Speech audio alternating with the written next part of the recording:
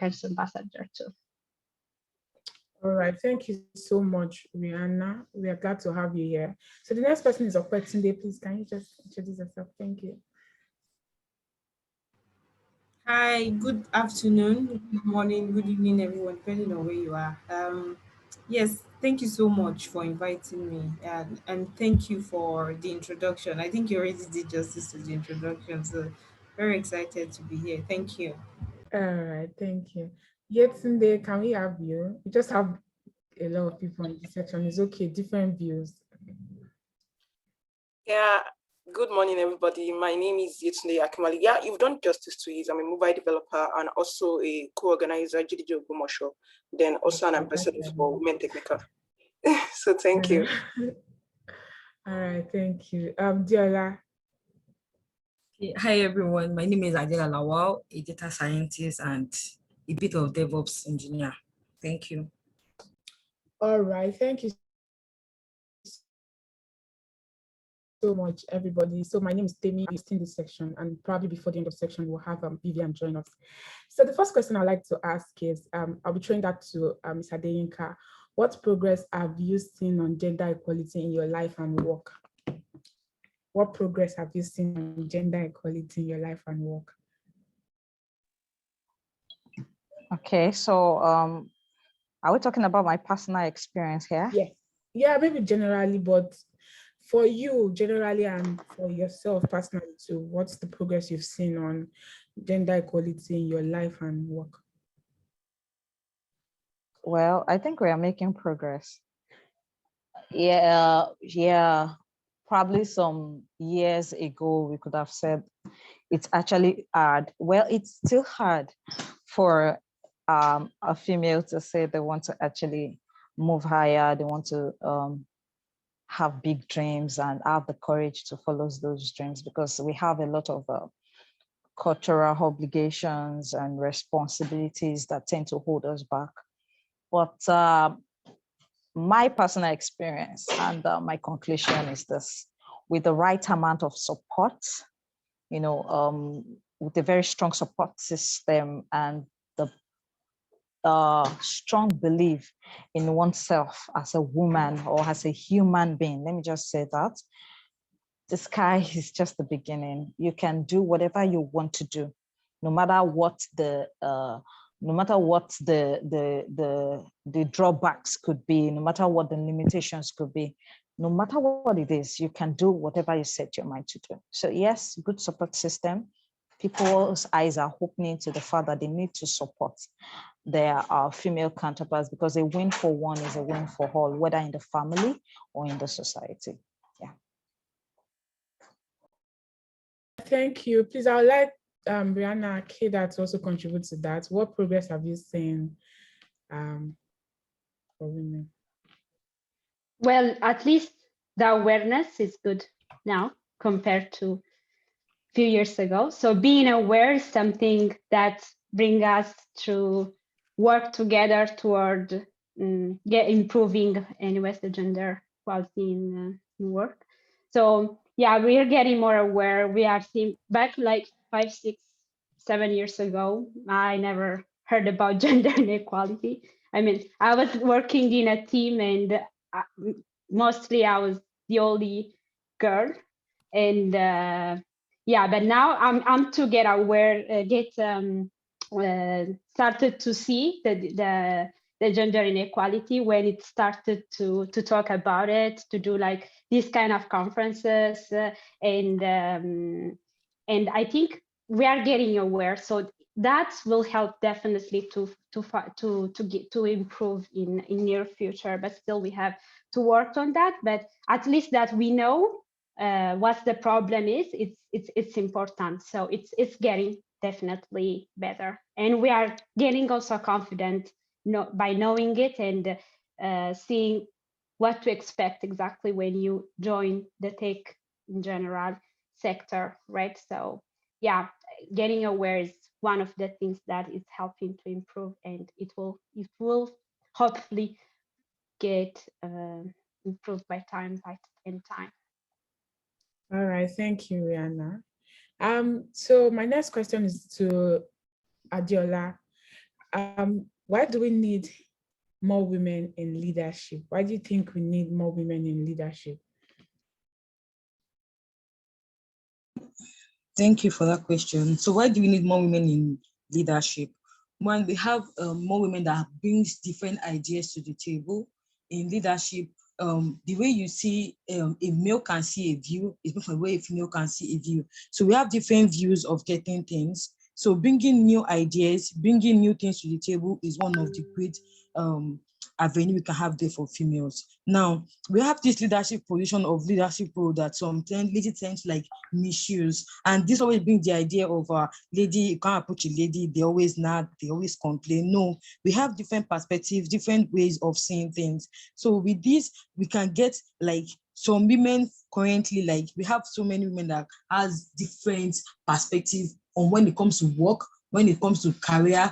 So those leaders in that aspect has more diverse understanding on how they can lead some roles. For example, if you're having a boss as a female, the way she will interact with you more will be different for the way a male will interact with you more. So leadership role comes embedded when it comes to female. Thank you. Okay, thank you so much, Diola. But Diola mentioned something about having a female boss. And she's making it sound like you have a better experience. Yet today, I'd like you to shed more light on that. Do you think having a female boss as a lady will make the job better, or will make you enjoy what you're doing? Yeah. And do you think it's a reason why we should have more women in leadership? I think there should be a balance to it, because one thing about, research has actually shown that women are a great team player. So having them as a lead in everything we have is just a let me say a big weight thing, because women has actually proven to be a great team lead in whatever they do. So it's not actually a bad thing when we have a woman as a leader. We get to play well as a team member and achieve more things when it comes to productivity. But there should be a balance to it too, because men too can do better and women too can do better in both sides. So that's just my point as regards that. Okay, so for you, anybody can be in leadership. It's just let there be a balance. I think that's what exactly. That's just what I have to say about that. All right, thank you for that. Miss Adinka, she has her hands raised. Maybe she has something to add. Okay, thank you, Vivian. Ms. Adeyinka, yeah. Okay, thank you very much. I would like to just say this, that we should not look at women, the concept of women in leadership with a rose-colored glasses. There are female bosses that are, I don't know, let me say, that are very hard to work with, okay? And there are male bosses that are very hard to work with. So I think it's more of an individual thing. Human beings are good, human beings are bad. So if you're fortunate to work with a boss that is good, well, thank God. But the reason I would like to say that we should have more women in leadership is that it's like you are paving way for the other women that are coming back. Encouragement. For instance, when Okojo-Iweala, Ngozi Okonjo-Iweala became the WTO Director General, you saw what went on Twitter. Every girl wanted to, we were doing the Ngozi challenge. Everybody wanted to be like her. She's serving as a source of inspiration for other girls that might have limitations in terms of their cultural backgrounds, in terms of social limitations and all that. So for me personally, I don't even know that the day will come that I will have to say this. So for me to be in data science, Okwetunde, surprisingly, Okwetunde and Adiola, I'm sure Okwetunde does not know me, but Adiola knows me, are the two women that I saw when I was just I was dreaming of becoming a data scientist. Data scientists, they were already in the field doing well. And I was just looking for women that look like me, people that, okay, yes, guys are there, majority of guys are there, but I need women that could serve as inspiration for me, that, okay, if this person is there, then I can actually do it too. And so I think that's the reason why we need more women, to serve as inspiration for those that are coming behind. Thank you so much. I like the fact that you said there are bad female bosses too, and likewise male bosses, because I've experienced both ends. So yeah. So let me just move to the next question because of our time. And this question goes to Okwe today. What women-related myths or taboos need to be broken? Thank you. First, thank you, Adinka, for for that wonderful and honorable mention. I didn't know that I was inspiring anybody. Yeah, thanks. Okay, so let me answer the question. Myths and taboos that need to be broken. Yeah, the first thing is some women still believe that they are supposed to end up in the kitchen and just that's just that their roles are limited to kitchen roles and just doing the normal women thing, which is good. It's really not bad. I have a female boss, highly inspiring woman. She would say that whatever it is you decide to do, just be the best at it. If you decide to be a housewife, be the best housewife that can ever be, that you will be teaching other women how to become housewives. In fact, people will see you housewife. Some people in corporate want to leave their job and say they want to become a housewife because of how much of excellence you've displayed.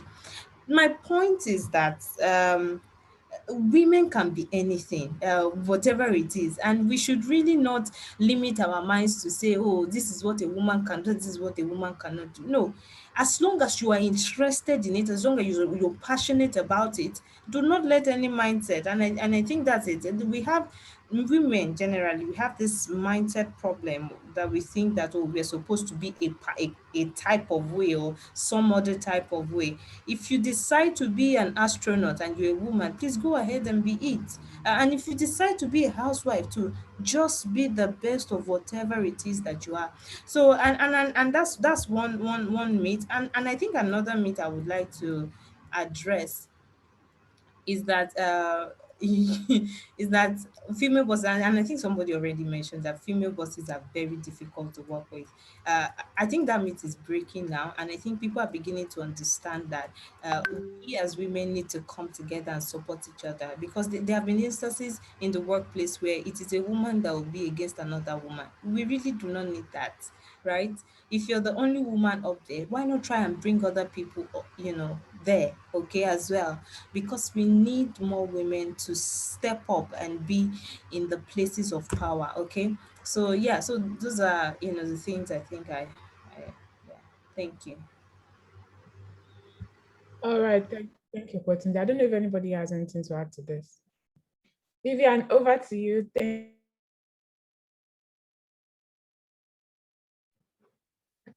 thank you very much, Opportunity.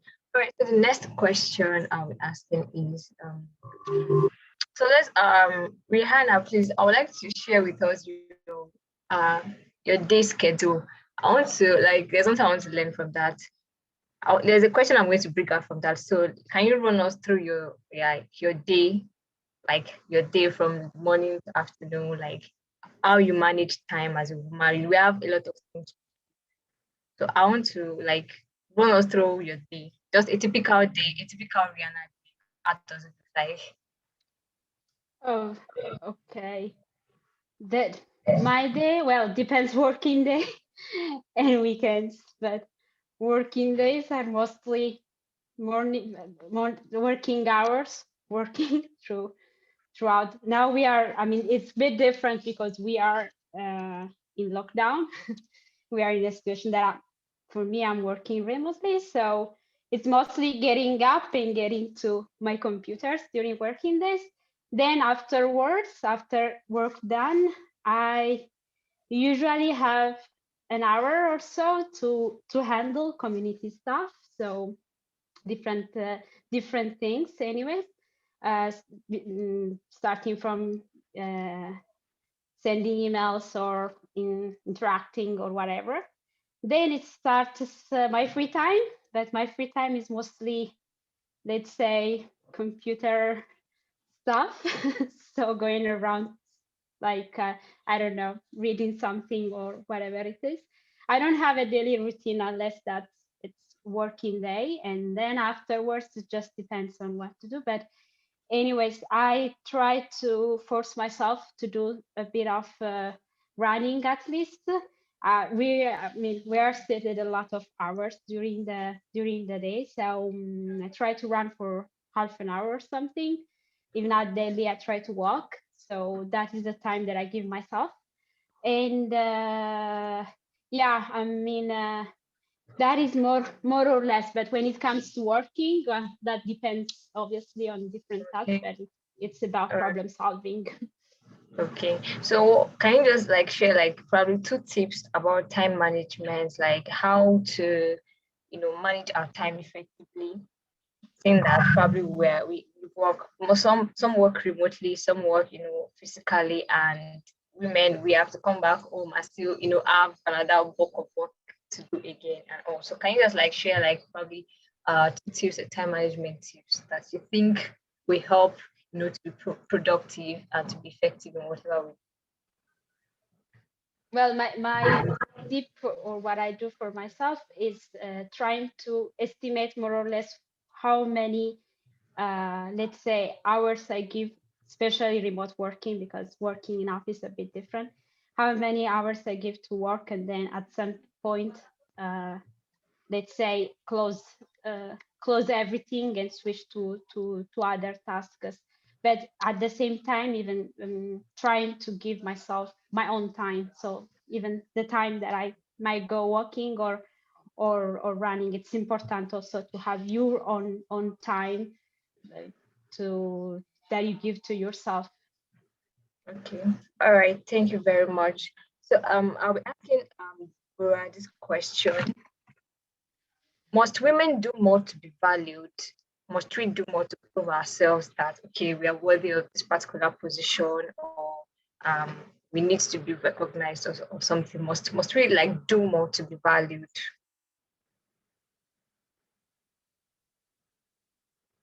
I think that question is for Deborah. Yes, for Deborah. Akinwale, Deborah rather, sorry. Okay, maybe she's not on. We can just She's not on. Okay, Yetunde, I think we have Akinwale Yetunde. Is she on the call? Yes, she is. Okay, so she can help us with that. Yeah, can I get a question again, please? Okay, the question is, I think women, sometimes we are pressurized to prove ourselves. So I'm asking that must we do more to be valued or to be, to prove to others, to other people that, okay, we are worth this position or we are worth this recognition? Okay, from my own point, from my own opinion, is not, you don't have to prove yourself that you are worthy of a particular position. But one thing that every lady or everybody should do is to be good at whatever he or she is doing. That's the best thing. So you don't need to prove that, okay, I'm good at this. When people see that you are good at what you do, definitely they will come for you. So you don't need to prove to anybody that you are good at a particular thing. You don't need to. Just be good at, so that nobody can ignore you. Be good at what you do to the extent that nobody can ignore you. So you don't have to prove a point. Okay. All right. So this last question, everybody's going to like answer. So, and that will be the end of the panel session. Okay, so the question is, how important is it for women to lift each other up, and what does that mean to you? So everyone is going to take turns to answer, and we wrap up the session. So Mrs. Oresonya can go first, then I'll call the next person out like that, then we finish up. Okay, so probably I should talk about a personal experience to just use it to answer the question. So in my Hey High Plus community, I mentor some group of women. Okay, so apparently, so there's been some ladies that have been, they've been lagging behind. Sometimes they don't just show up and all of that, and then they come around and say, I'm sorry, I've not been available. I'm sorry, ma, I didn't attend the meeting when I was supposed to. So at first I was a little bit harsh, based on the fact that, yes, we need to get this thing done and we need there to be disciplined and all of that. So we were not having a meeting one evening, and I was just hearing the voice of a baby crying. And I was like, who owns that baby? And it turned out that I have one lady that our baby is kind of 3 months old and she's in the mentorship program. And I was like, oh my goodness, I didn't know you have the baby. I'm like, oh, yeah, I have the baby.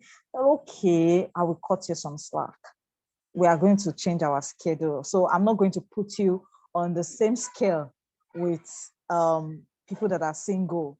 And she said, oh, thank you very much. I didn't know how to tell you this, that. And the way she was talking, she just felt relieved. She was feeling like she needed to kind of hide the fact that she had a baby so that she won't appear incompetent and all that. So just seeing another woman who definitely had gone ahead. Yeah, I have 7-year-olds. I was once in our position where I had two babies at the same time. But I wouldn't have thought about data science at all. So, but here I am. God has helped me. I have all the kids. I can tell them, Mommy needs to have a meeting. Please don't disturb me. But you can't tell that to a baby, right? So the fact that she has someone like that, understanding our season of life, even with the work that she was doing, it's a lot of relief.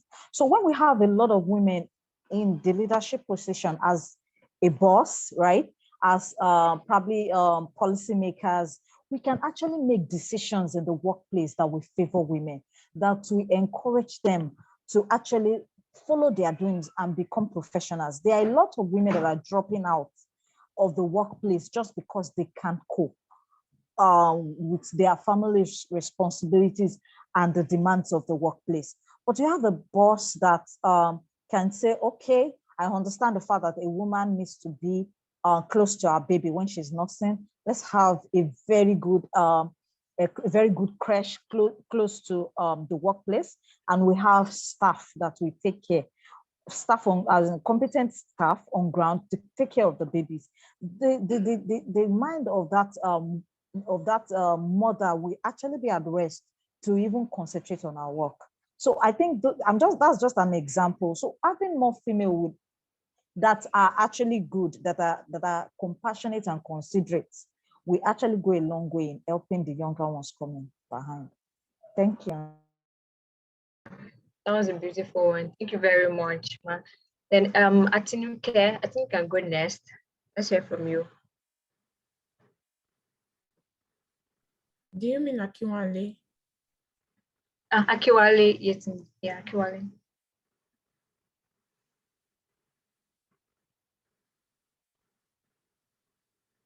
Is she on the call? Okay, so very fast, let's move to Adeola because of time. Adeola, are you there?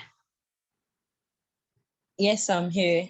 So for that question, I'll be very fast with that because of our time. So the importance of lifting other women tend to like give more women in tech more space, giving us more like diverse knowledge, not to make sure the women are all we do is stay in the kitchen. You can always be in the kitchen and work remotely actually, but giving room to more women gives room to more opportunities.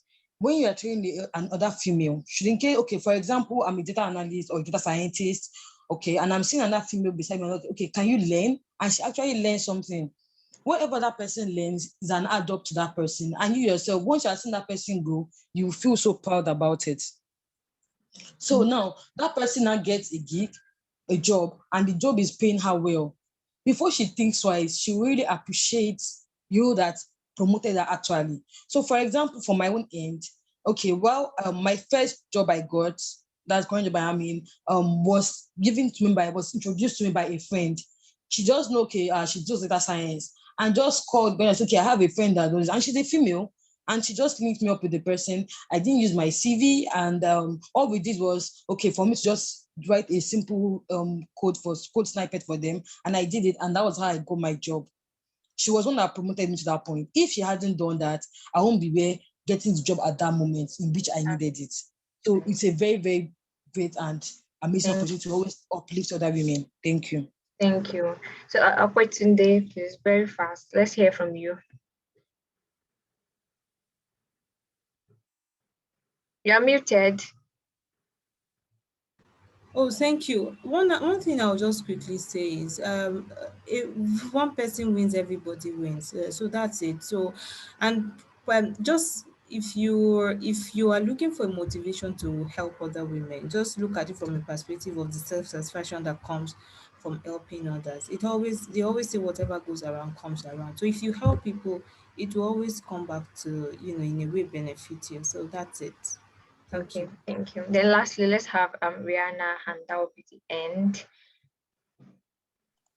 Well, I think most of the things are already said and then shared. So supporting another woman and supporting each other is like growing together, and that's really helpful. So trying to inspire and trying to, let's say, the win, it's for everyone, as often said. And that's a really nice feeling also to do it, not only to be supported but also to support. So let's do it often. I would add that. Okay. Thank you very much for your contributions. Thank you, all our panelists. We are grateful for the knowledge you've shared with us today. So that will be the end of this panel session, and I'll be handing over to Temilade to continue the event. Thank you very much for having me. Thank you. Thank you so much, Thank you. Okwetunde, Carrie, Anna. But we have some questions here in the chat. I think just one. Then for attendees, Okwetunde just dropped something on the chat. Should check it and see if it applies to you. So the question is from someone from our physical streaming center. Said in data science class, emphasis, okay, that thing is for question. The emphasis was laid on closing projects. What project exactly? Is it like making a summary of what we have learned during tutorials or what I have done? Okay, thank you very much for that question. When I said do projects, what I mean by that is whatever it is you've learned, find a way to apply it or practice it, right? And it can be in form of making a summary of what you have learned when you did a tutorial. It can also be going on Google to find out, okay, this thing that I have learned, is there a project for beginners, or is there a project that someone has already done that applied the skill that I just learned? That can I follow the tutorial that that person wrote to do my own project and also to write what I understand from it? So it doesn't have to be something grandiose like you're building Eiffel Tower or something. No, it can be something. For example, if you learned machine learning, it can be something as little as building a logistic regression model to predict something whatsoever it is, right? So because the thing is, the little that you know, there's someone else that does not know it. So when you do that project and you write what you have learned from it, you'll be helping somebody. So that's what I meant. All right, thank you. So we're done with the panel section. I want to appreciate everybody, our panelists, for their time and contributions. So our program continues. We'll be going for our break and networking. But before then, we have a short video to play, after which Temilade would take over to coordinate the networking section. All right, so yeah. Please let me know if you can hear let me just confirm okay, you would be able to hear it. Yeah. Hello, I'm Rihanna Kedir, and today I'm here to share my version of courage to create with you, and in particular, my path into tech and my passion of creating anything with or without code. I'm from Ethiopia, born and raised in Addis Ababa, and for over a decade now, I'm based in Rome, Italy. I ended up being interested in computer science out of curiosity. During my high school, when deciding what I wanted to do in my future, I was not sure what course would fit me more. I always preferred scientific subjects and I was good in maths back then. At the same time, I wanted to have a career that is as much as international as possible. One of the very first time I was using a computer, I was so curious and wanted to know more, but I had a very limited internet access and I didn't have a computer at home at all. And of course, I didn't know any person working in the computer science field. I went to the Italian school in Ethiopia, and soon after graduating from high school, I tried to enroll at the university. But my high school diploma was not really recognized by the Ethiopian universities. And the easiest way to move to it was to move to Italy for enrolling and starting straightforward any degree program. My family was not really supportive of me moving alone abroad, and the financial costs were not that easy to maintain. Not having the financial support and not being able to enroll at the university, I started to work. I majored in accounting during high school and I ended up working as accountant. I got a good paying and permanent job almost without knowing it. And this is my very first work experience. Since I was a child, I loved handcrafting. So I decided to take art and fashion design courses in my spare time. After a year that I was working as accountant, I started my own little business. I started working in my design and opened a shop to sell my creations. Yet, I was not really satisfied. My dream became graduating computer science. And year by year, I was putting it in doubt. And I couldn't see myself happy for long as accountant, neither as fashion designer or business owner. Meanwhile, my business was not going well. I was so passionate about it, but lacked all the skills needed and time to manage it properly. After almost 5 years of hard working, I felt the urge to change. So I finally enrolled to computer science degree and moved to Rome. The very first year as a full-time student was quite challenging, I admit. Too many times I had the doubt if I made the right choice, and almost nobody that I know was supporting my decisions. Leaving a well-paid permanent job with possibilities to grow and starting over as a student in an unfamiliar place, well, that seemed quite scary. But going back, I don't regret nothing. After some time as a full-time student, I started looking for a way to keep maintaining myself without taking too many time for my studies. After weeks searching for any part-time job and not having good results, someone who saw my fashion creations reached out to me in the internet, the power of internet, and asked me if I was interested to work in the fashion industry. I went for it and got a part-time job designing and crafting handbags and fashion accessories.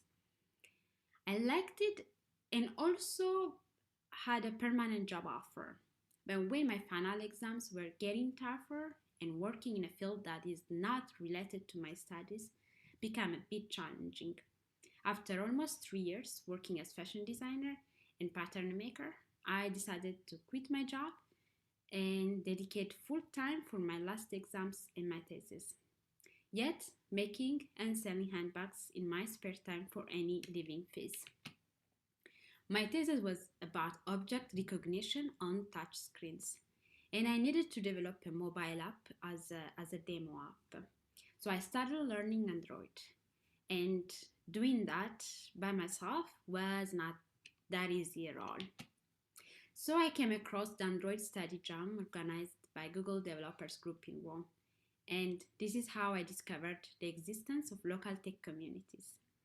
I registered for the study jam and won the Android scholarship offered by Google in the Udacity. I loved that course, and completed it as an Android developer. While I was taking the Android course and preparing my thesis, through the Google Developers Group community, I met an inspiring woman, entrepreneur, and mentor and now a good friend, that offered me an internship on web development. So I started working as a web developer in an enterprise application. I was keen into web development and discovering new web technologies and trends. But this time, I know about communities. And of course, I became a fan of communities. Started to go often to local meetups and started to be active member and met so many amazing people and friends to grow with my technical and non-technical skills together. Only on July 2015, I got my degree in computer science, and soon after I started a full-time permanent job as Android web developer. I worked on enterprise and banking It's 1 o'clock. applications, using mostly Angular, React, and Java's backend and some other solutions and technologies. Though working full-time as a developer, I never stopped learning and being curious of other technologies and trends. I guess I have challenges, and I did the Google Developer Challenge Scholarship and completed my front-end web development nano degree. Then I got certified as a mobile web specialist. I did also the Cloud Challenge Scholarship and completed Cloud DevOps Engineer course, and so on.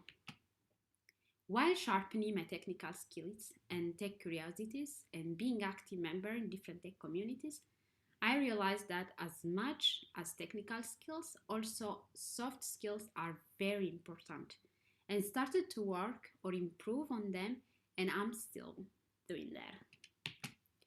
Not only in work environments, soft skills are relevant also when it comes to sharing knowledge and experience in your communities and also in your personal life. As a very shy person, I never thought I would be speaking publicly in front of few people, let alone in a tech conference with more than 200 attendees. Step by step, learned to step outside my comfort zone, and I believe there is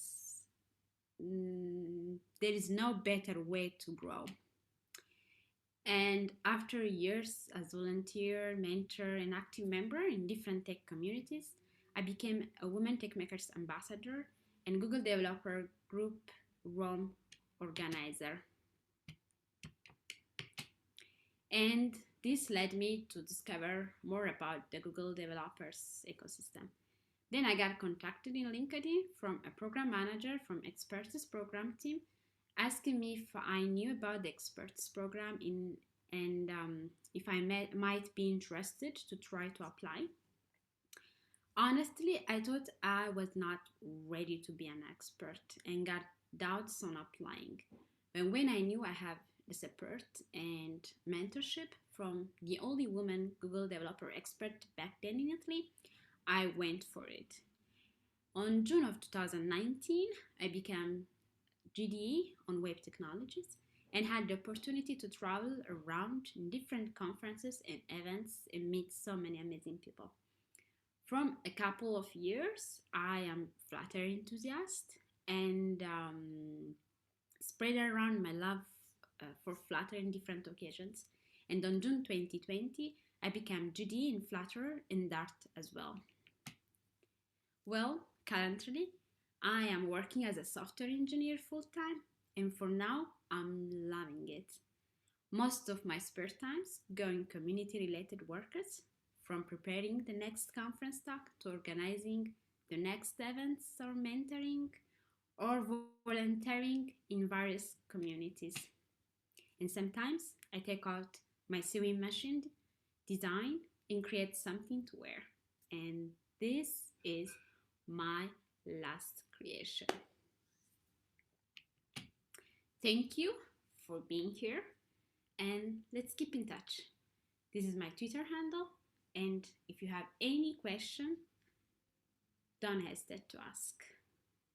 Bye.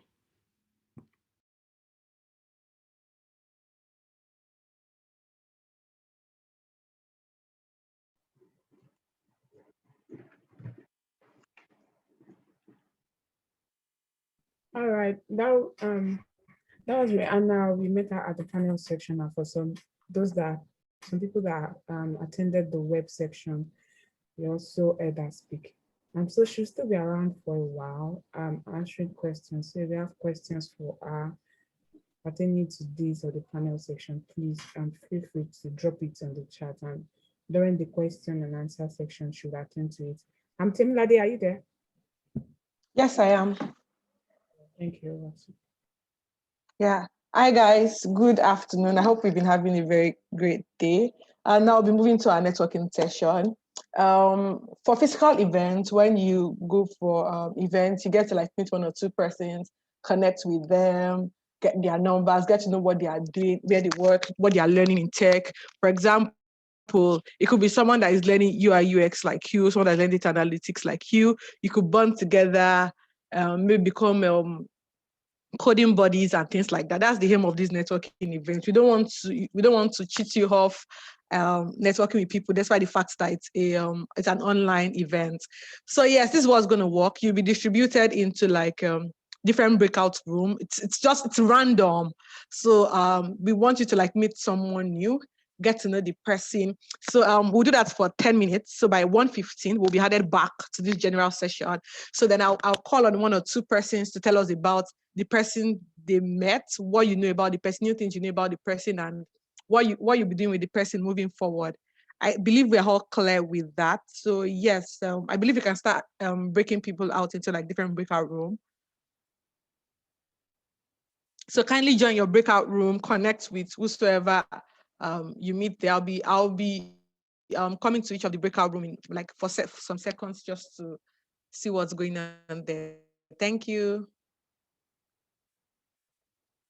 Yes, so I'm sorry, Temilade. For those that are the physical section, this is the opportunity to go for your break and, yeah, so I just needed to add that too. Yes, thank you. For those who are joining us physically, yes, also connect with people, and we'll come back in like next 9 minutes now. Thank you.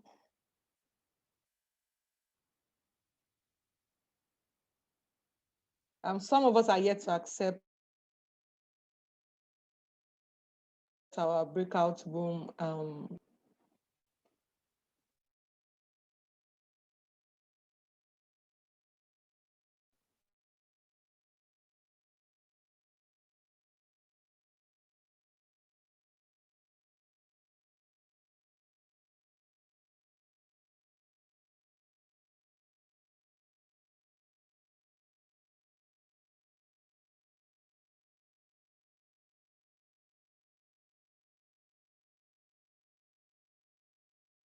Dorcas, Fermi, Temidayo, please, you guys should join your breakout room. Thank you.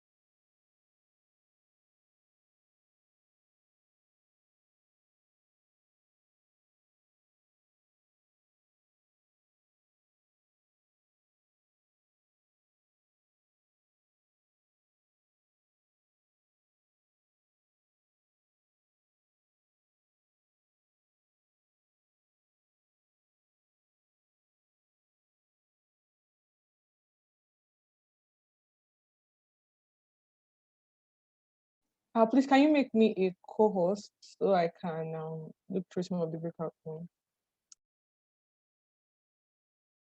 Temiloluwa, can you make me a co-host? Right, you want to get a tech role in Paystack. What people don't know is that there are a lot of non-technical roles that Paystack also needs. So according to this chart I saw, you have like, hold on, you have like 43% non-tech jobs being advertised all the time. and about 57% tech job roles, and that's almost equal. So I'm saying there are a lot of opportunities in the non-technical space, and there are like a lot of ways to get into it. So yeah, for technical versus non-technical roles, I was going to find like some crazy definition to find out, okay, what are technical roles and what are non-technical roles like defined, but I wanted to keep it as simple as possible. So for technical roles, I'm just going to target as roles in which you need coding and some more coding experience, while for non-technical roles, you need little to no coding experience. And usually some companies ask for like you having basic knowledge about coding, but to be honest, it's actually not necessary. So I highlighted some of the roles that are in the non-technical space that you can get into in the tech industry.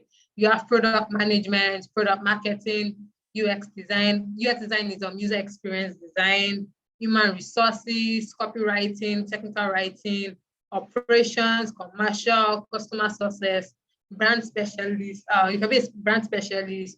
You can go into research analytics. You can go into content management. There are like so many roles out there in which you can get into. So product management, right? Like I said, I was going to be focusing on product management. Product management is one of those roles that does not require technical skills. It literally doesn't need you to code.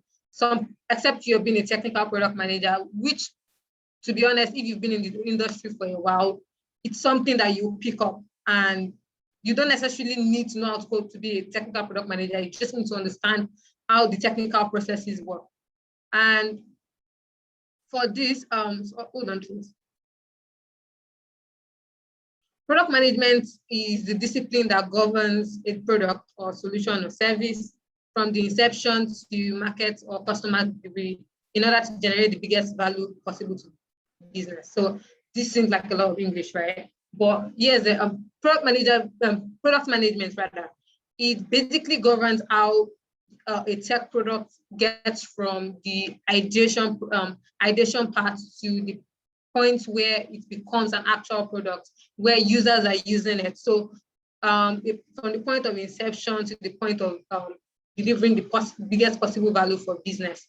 So here's the thing, is basically you getting a product out. It's the process of just getting a product out there up to the point where that product is generating the biggest value possible for business side of things and for the users you have. Okay, so who is a product manager, right? A product manager is an individual who is responsible for generating new ideas by understanding what customers want and turning those ideas into real products and working with a team. So basically, what does the product manager do? The product manager is like a versatile person that works with a particular team and then has to like talk to finance, liaise with customer service, sales, marketing, strategy, business leaders, and your product delivery team. By product delivery team, I mean like, say I'm working on an app. Let's say I'm working on Uber, right? Product manager is one of the people that basically works with, say, a development team like developers, quality assurance, product designers, and you're responsible for thinking through all these ideas and figuring out possible solutions to a particular problem, and then turning it into a real product with your team. So I'm just going to pause and just tell you that if you have any questions, just write them somewhere so you can ask me at the end of this. So what does product management entail, right? So you articulate what a winning product looks like. What I mean by that is I think through, okay, I have this particular product idea. I have to have an idea of how that product is supposed to look like, or how I want to make that product work, or figure out the processes involved in making that product a success, right? And then I work with the team, rallying the team to build it.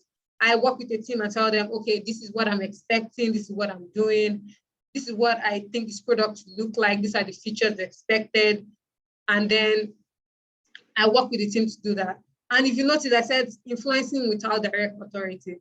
So here's the thing, a lot of people think product managers are supposed to, so there's this term that a lot of people use for product managers, right? It's like, you should use, they call them product CEOs, or like, and that does not give you the right to like say, okay, I'm giving you rules and regulations, and okay, because I'm a product manager, I'm in charge of you guys, so you have to be in charge all the time. But here's the thing, you have to figure out a way to be a product manager without influencing with direct authority. You're not trying to tell people what to do and just point them and not take feedback. You have to be able to take feedback. You have to be able to work with your team, get feedback from them, understand things from their point of view, manage them properly, know their pain point. I'm talking about your team now.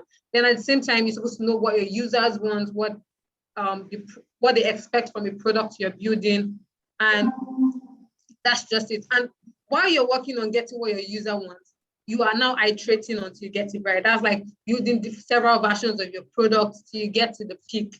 And that's the thing. To be honest, I don't think a product is ever right. Like, do you ever wonder why, as big as Spacestack is, they still have developers working on them? Because they're always constantly trying to make sure the product is working properly, and they're trying to get the product to the best it could possibly be. So you're iterating until you get your product right.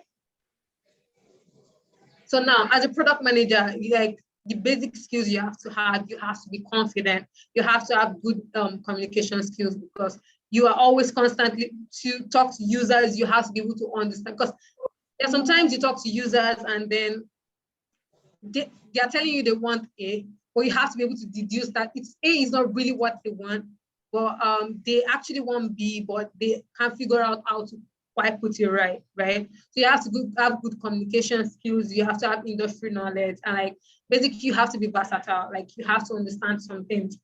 You have to have good business skills, integrity, domain knowledge, customer orientation, functional skill, and networking, because you're not only, aside from talking to users to know what your product should look like, you're also talking to the business side of things. You're talking to the head of product, you're talking to the CEO or the person in charge of operations, because technically you report to them and they have to understand, they have their business goals, and you have to say, hey, why your business goal is this, this is how I feel the product should work.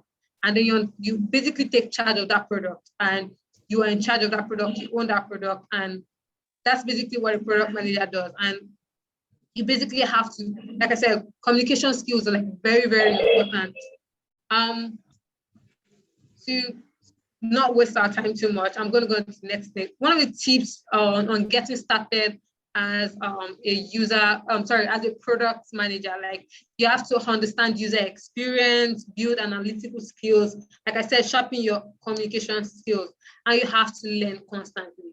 What I mean by that is you have to be versatile. Like, for example, I work at an e-commerce product, and for some reason, I have to constantly talk to people in the fintech industry, because I have to understand what is going on the aspect. Because, for example, my product is integrating a wallet system. I have to understand, because that goes into the financial aspect of things. Or like I have to understand sales very well. Like, because if I'm trying to build a product where people can actually record their sales, and I'm trying to get rid of this book that they use to write their sales, and anytime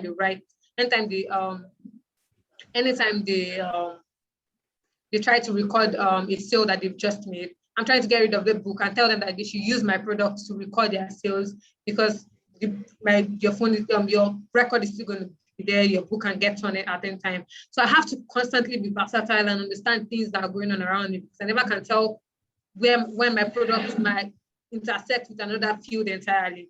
Learn coding basics. So if you notice I put an asterisk there, it's not necessary, but it could be good for you, because so that you'll be able to connect with your developers more and understand where they are coming from whenever they're saying something. At the same time, understand that sometimes they give you timelines in which it could be shorter, because you understand some of these coding basics. And the last thing is shoot your shot. So this is very funny. So if you're looking to become a product manager, you can't just decide and start thinking that, oh, I want to be a product manager, and you're just there thinking, oh yeah, I want to be a product. You have to be able to shoot your shot, talk to people like, oh, I want to do this. What are the things I can do? What can I do? And let me give you an example, right? Personally, I wasn't I got into product management mysteriously. It was just something I had tried coding, data analytics, JavaScript, Python, but for some reason it just wasn't for me. And I learned from one conference about product management, decided to look into it, and somehow I took some courses on Coursera, and then I got into a product school, and that was it. But here's the thing, there was the product school I got into to learn more about product management, right?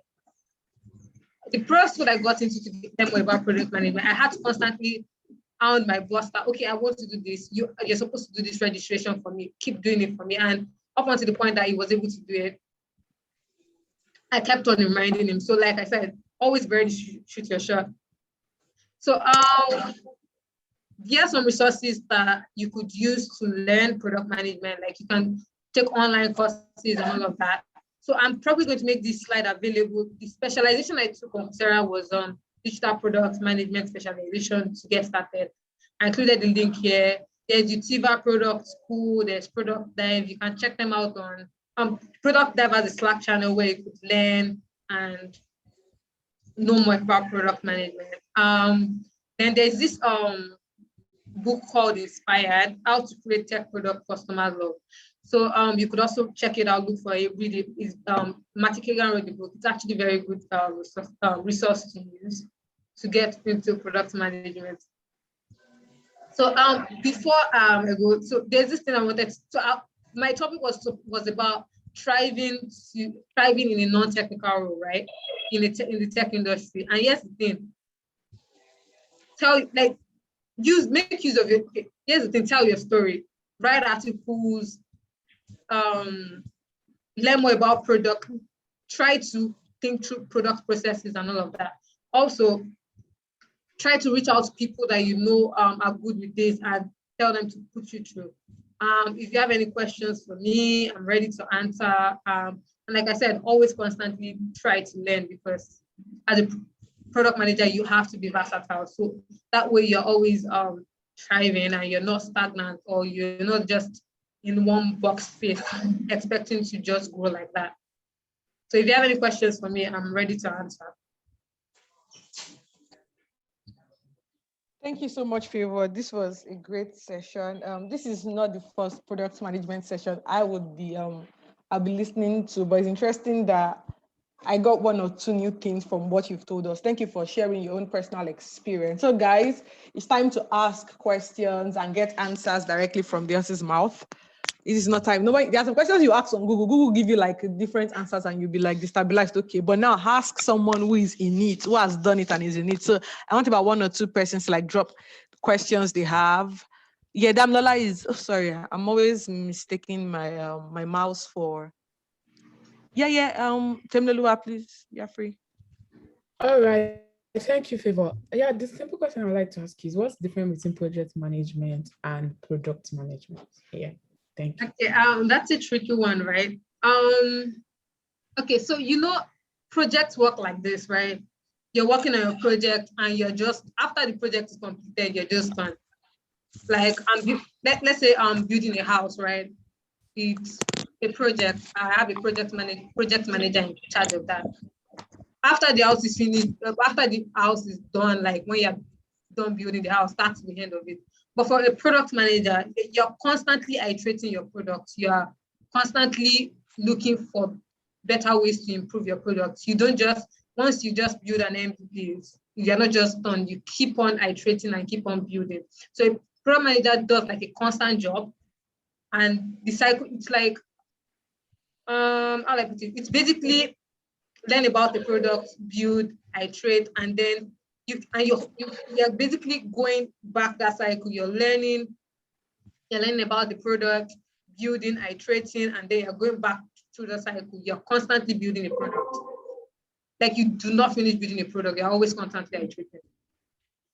I don't know if that answered the question. Yeah, perfect.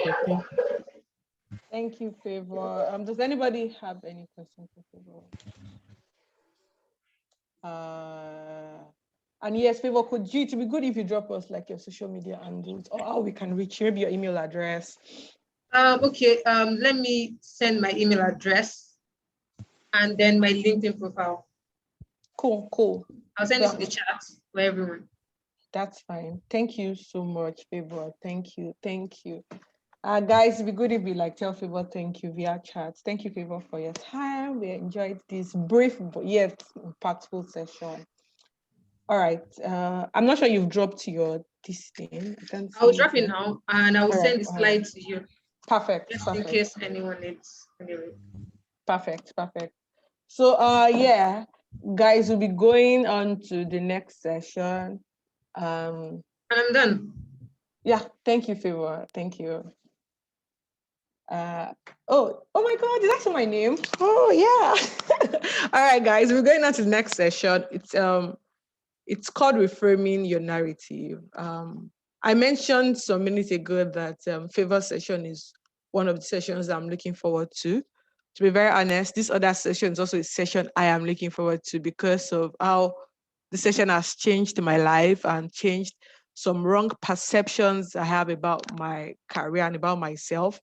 So before we start, it will be anchored by myself and Temiloluwa. So before we start, I would like you guys to beep your friends. You know, they say that when you cook jollof rice, the sweeter part is one that is under. See how Favour gave us hot. That's one layer of the burnt jollof rice. Now we're about to go deeper. We're about to go deeper. So guys, it would be nice to talk about what you've learned on social media. Tag GDG Ibadan, tag WTM Ogbomoso, tag GDG Ogbomoso. Tell your friends that you have few more sessions to go. For those who have missed it from the beginning or those that didn't join yesterday, this is another time to learn one or two things before the end of the program. So yes, Temi, are we ready? Yes. Yeah, all right. We will do this together. So Temi starts, I join, she starts, I join, and I think it would be good if you also make this a bit interactive. So yes, let's start this. Yeah, it's going to be it's very important. It's an interactive section. Yeah, it's very important. So please, guys, we would appreciate if you would make it interactive for us. Yeah, so because it's going to be interactive. So the topic of this workshop is reframing your narrative, just like she said, foundation of thought leadership. If you have a book, if you don't have a book, rather, I think you should get a book and a pen because you'll be needing them for this section. So this slide or this workshop was created by Write, Speak, and Code. It is also important that you take note of what we are sharing because after this section, there'll be a Kahoot and questions will be asked. And I'm sure that some questions have actually been attended to at the course of this event. So good luck to whoever wins or those people that will win. So Women Techmakers collaborated with Write, Speak, and Code to host this workshop because they have the same, they believe in the same thing, that is diversity and inclusion. So that's why we are doing this. Today's goal, the first goal is that so you get comfortable telling your own story and writing a professional bio.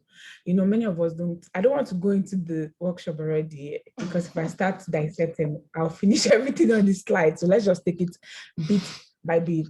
So that's the goal. You want to get comfortable telling your story and also writing a professional bio. All right. Just to come in there, Temi, a friend of mine wrote an article some weeks ago and he mentioned something that is similar to this. It was the people who get some opportunities or the people who get maybe opportunities like jobs, scholarship, are not people who are necessarily the best in their field. They are people who are amazing at telling their stories. So I want to emphasize that, guys, this is not, yes, you might be a badass programmer, you might be a badass software engineer, you might be a badass product manager, but if you can't tell your story, things will call. So let's take this very, very serious. Yeah. Temi, you can go on. All right, during this training, feel free to ask a question. It's going to be very interactive. Please and please, everybody, would like you to engage using the chat section. And if you want to unmute yourself too, have a notes app opened or a piece of paper handy for activities. I said that already. Take pictures of slides. You're free to do that. Ask me to repeat or rephrase something when you're not clear about it. So, Temi. All right. Temi, so It's a Temi square something. Okay, one all of us like agree on something together. The first thing we when we are to like give examples, let's ensure to like speak from experience. When you are told to like give example, talk from experience, use the chat to share and meet others. While we are like engaging, someone might drop a comment that you can relate to it. Tell the person, deep, I can relate, sis, I can relate, bro. Then the third thing, send words or emojis of encouragement and recognition.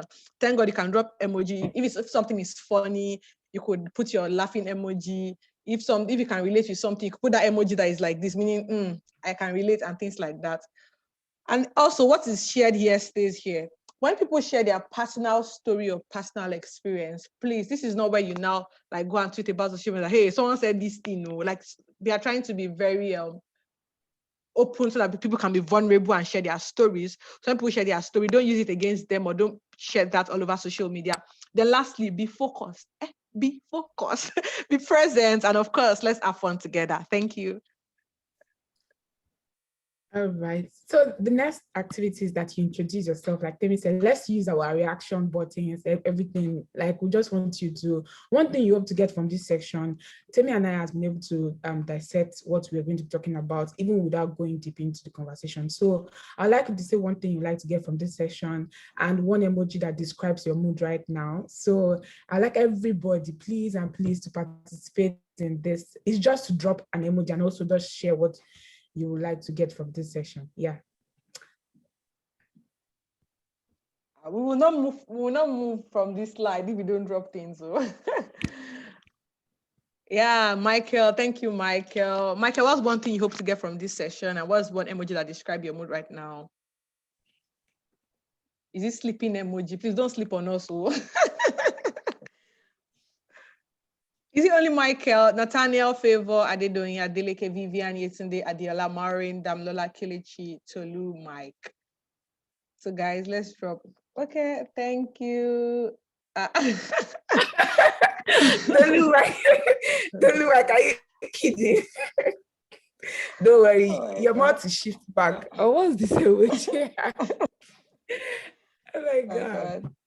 Thank you so much, guys. Thank you. We could just continue while you keep that coming.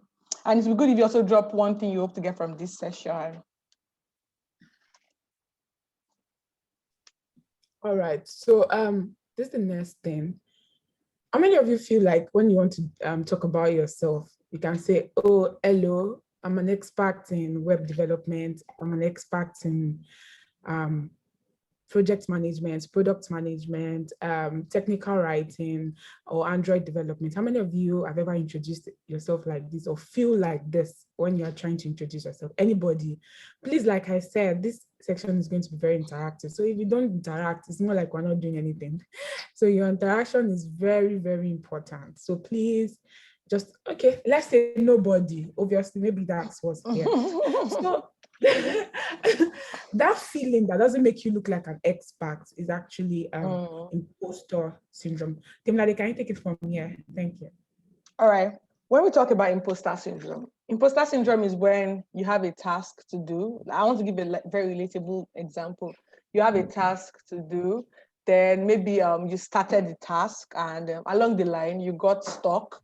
And because you got stuck, you had to like tell someone to like, oh, sorry, I'm lost. Can someone help me with this? Then maybe a colleague helps you. And in the long run, you submit, you defend the task or whatever you're given. And then people are like, oh my God, well done, Vivian. You're like, it's not me that did it, or somebody helped me. And they're trying to like praise you, but you feel like, no, I don't deserve this.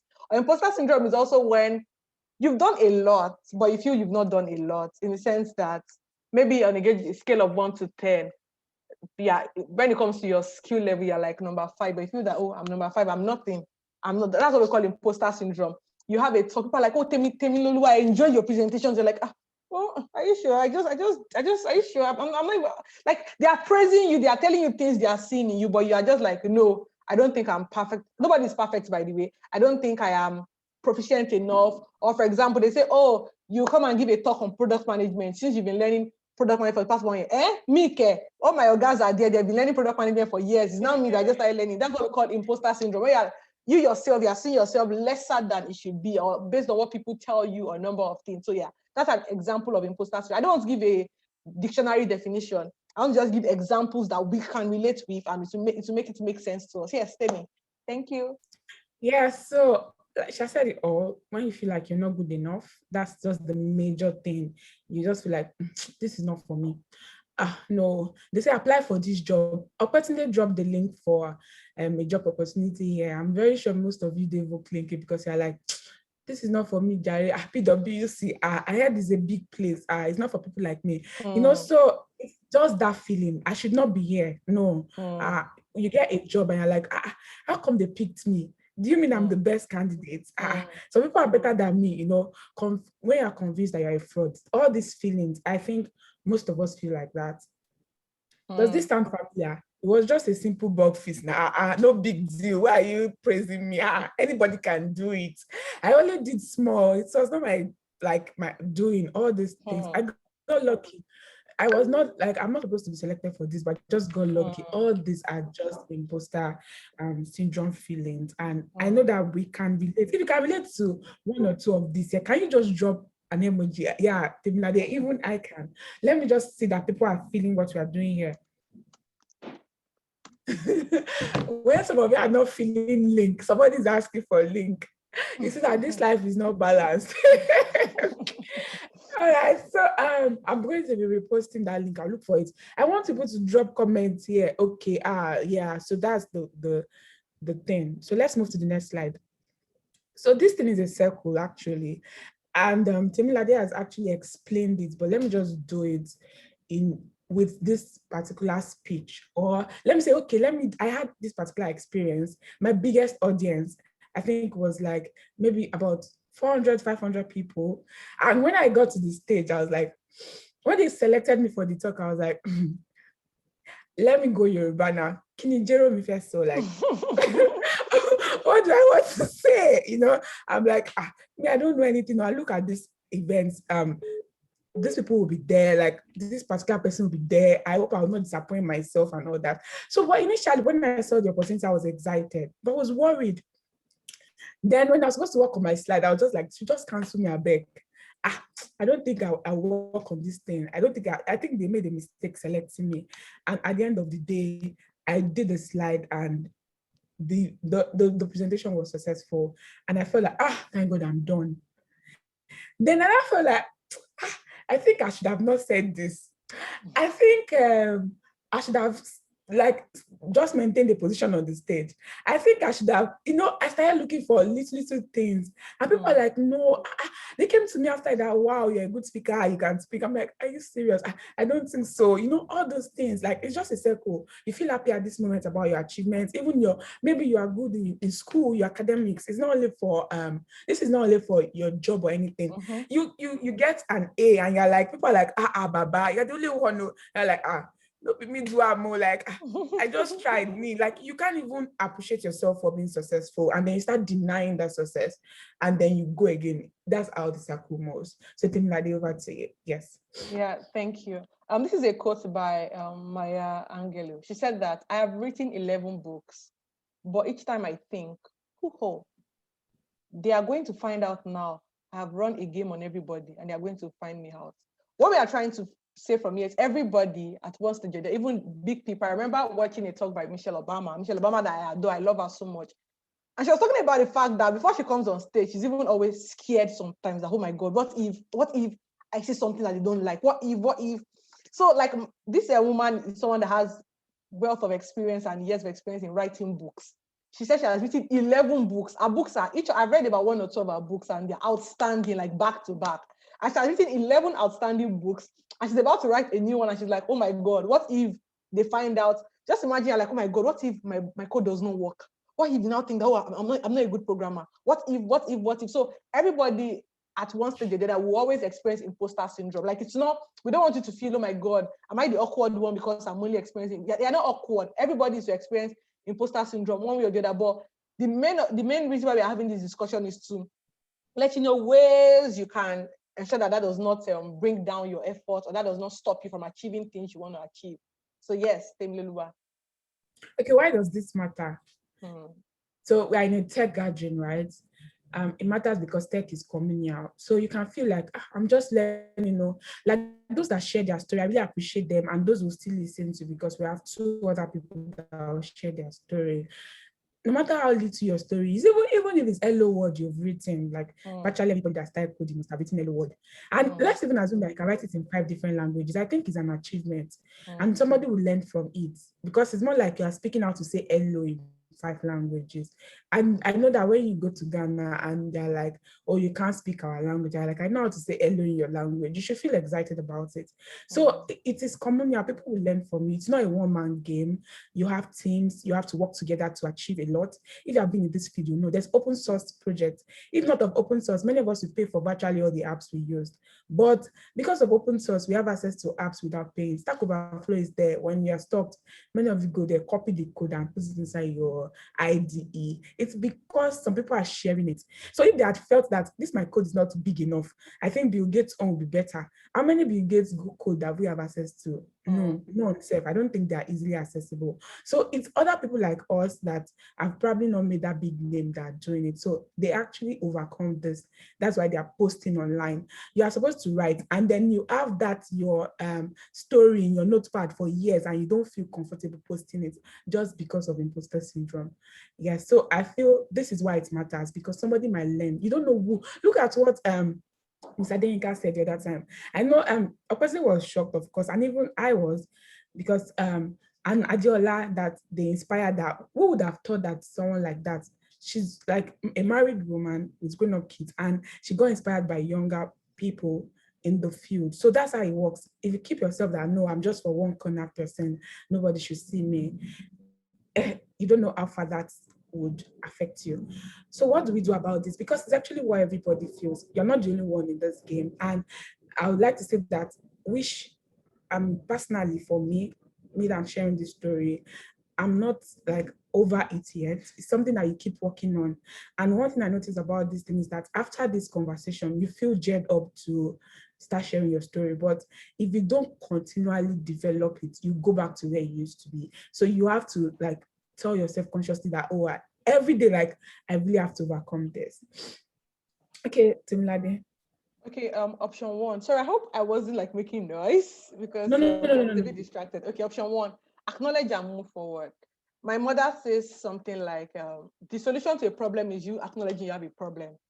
Like that's the beginning of finding a solution to the problem. So, but if you feel that, no, imposter syndrome can never happen to me, I'm a badass, blah, blah, blah. Okay, all good. But acknowledge that, yeah, I'm not beyond someone that imposter syndrome can affect. So acknowledge and move forward.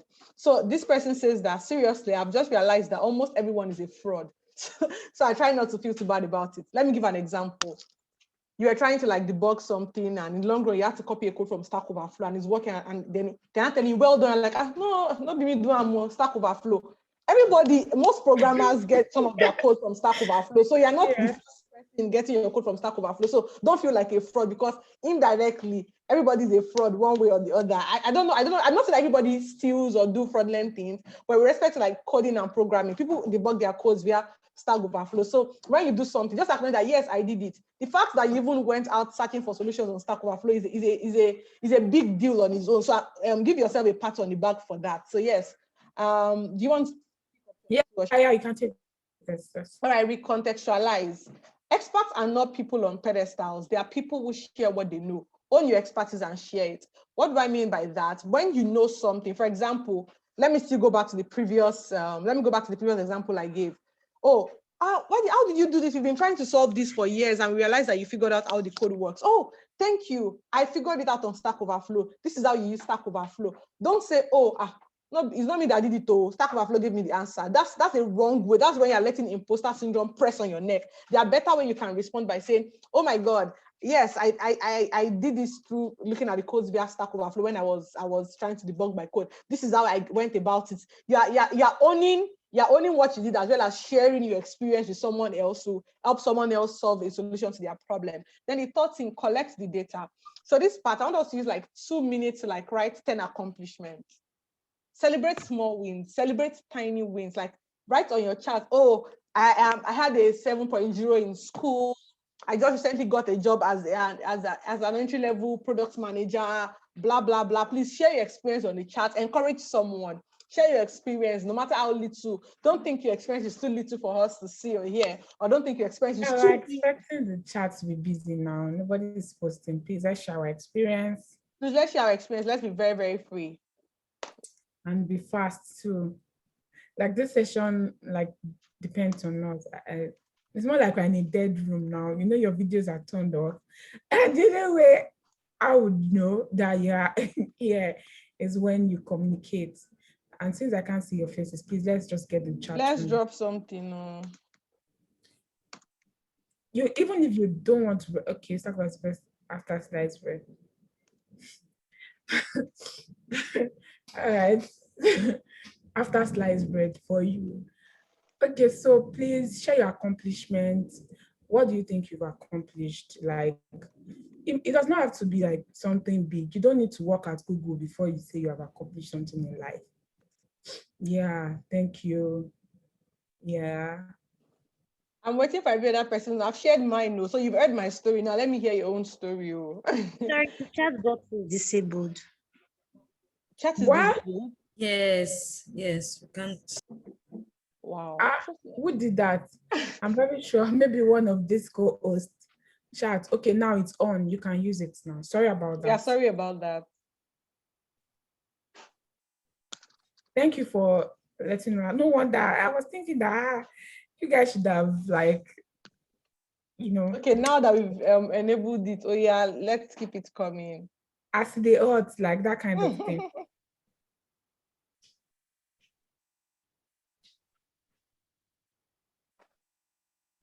So for me,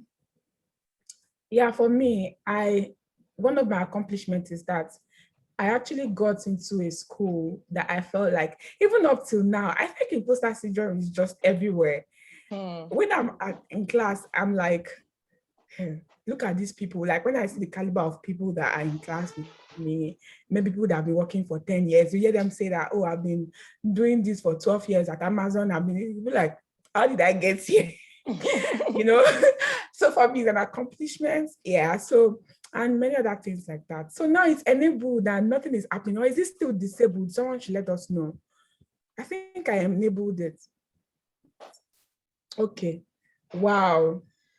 Yay. Wow. Congratulations, Kelechi. Congratulations, Kelechi. Tim, we can't see your slide anymore. Yes, I just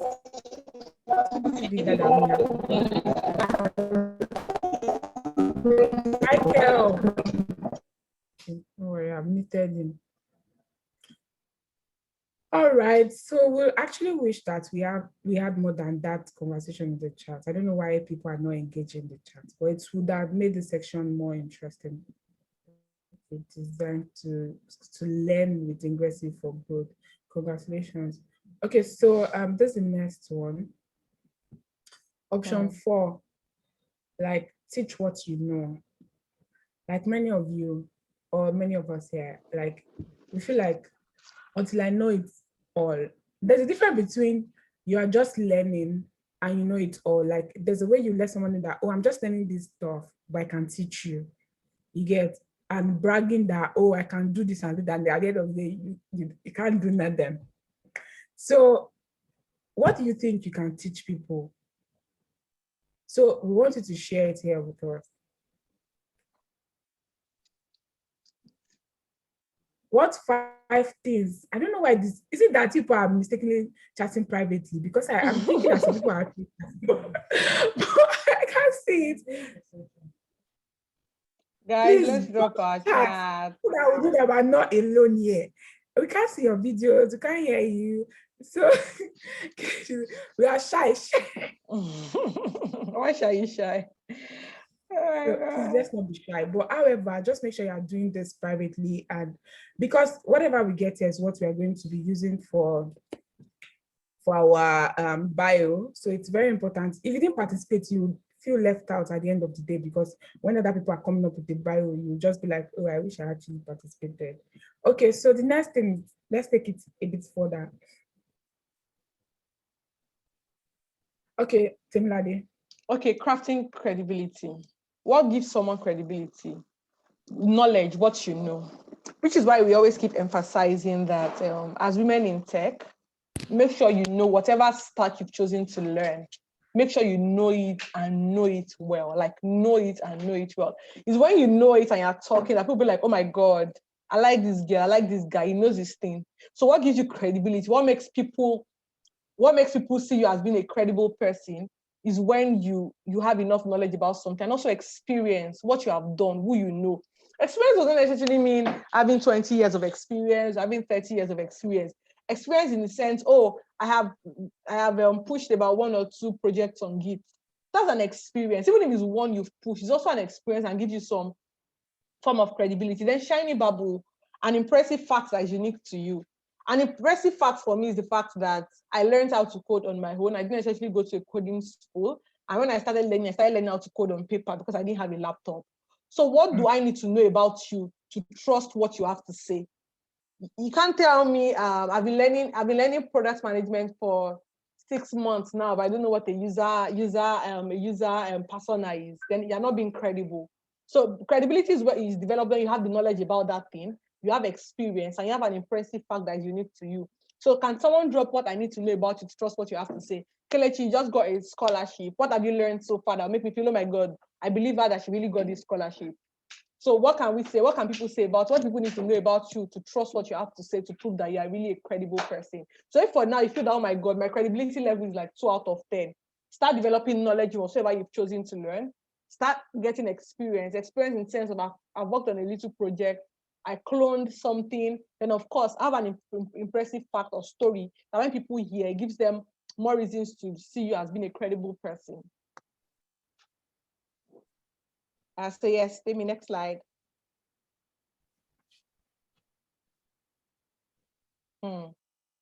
What's your shiny bubble? It's all about street cred. That means street credibility. Identify and write 5 results you have created, 5 awards or honors. People that didn't participate before, this is another opportunity for you to talk about some things that people don't even know. An award you won, it could be best class rep, most committed, most social. Something people don't know about you, write about it. An award you've won, a result you've created, an impressive institution you've associated with. I'm a WTM member is a shiny bubble, to be very honest, because it's an impressive institution I'm associated with. So yes, I believe that we have some of these, maybe we are shy to like express ourselves on chat. I believe we are writing this in our notepad, such that even after, beyond today, you can go back and like begin to like write some of these things. And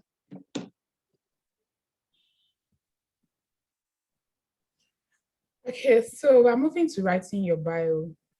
I know many of you don't even have a professional bio, or probably many of you have, like it depends on the kind of audience here, but this is an opportunity to restructure it and know what is supposed to be there.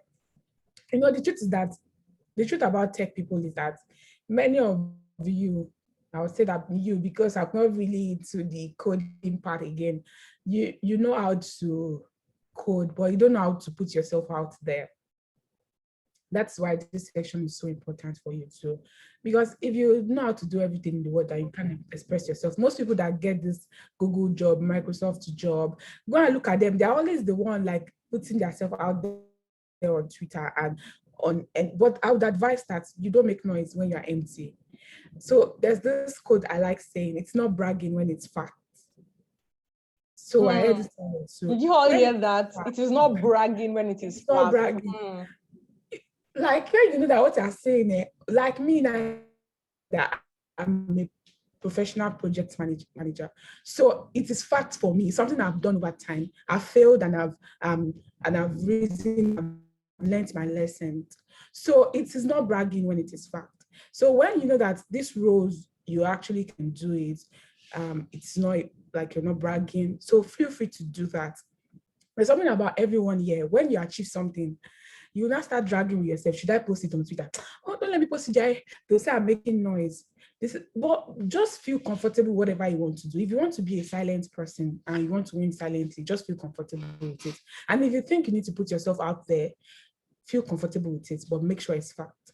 So what you should include in your bio are the roles you've participated in. Some of you, maybe you've volunteered, like volunteering for IWD, it's a big deal. Like there's a way you can structure it in your bio, and by the time the person reading it is getting to understand that you just volunteered, just that structure alone will let them like just get you on board, because they can't even comprehend why you write so well about just volunteering. So the way you place it is very important. Your skills too.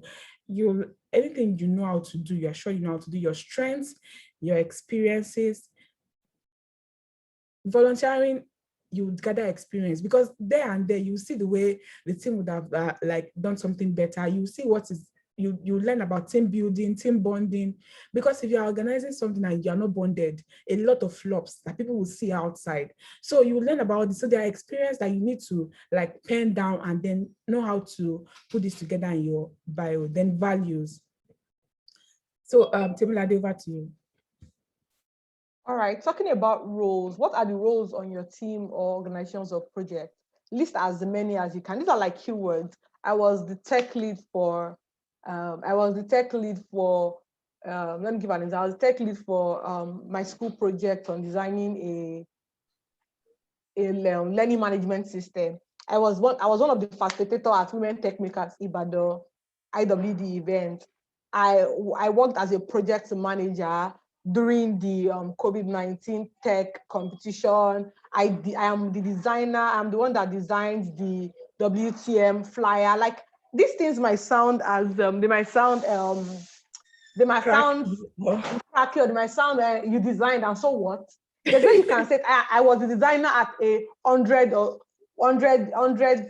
people kind of events. Like this way you put it and you craft it that people, before they can think that, oh my gosh, you meant that event that happened that day, you've got their mind.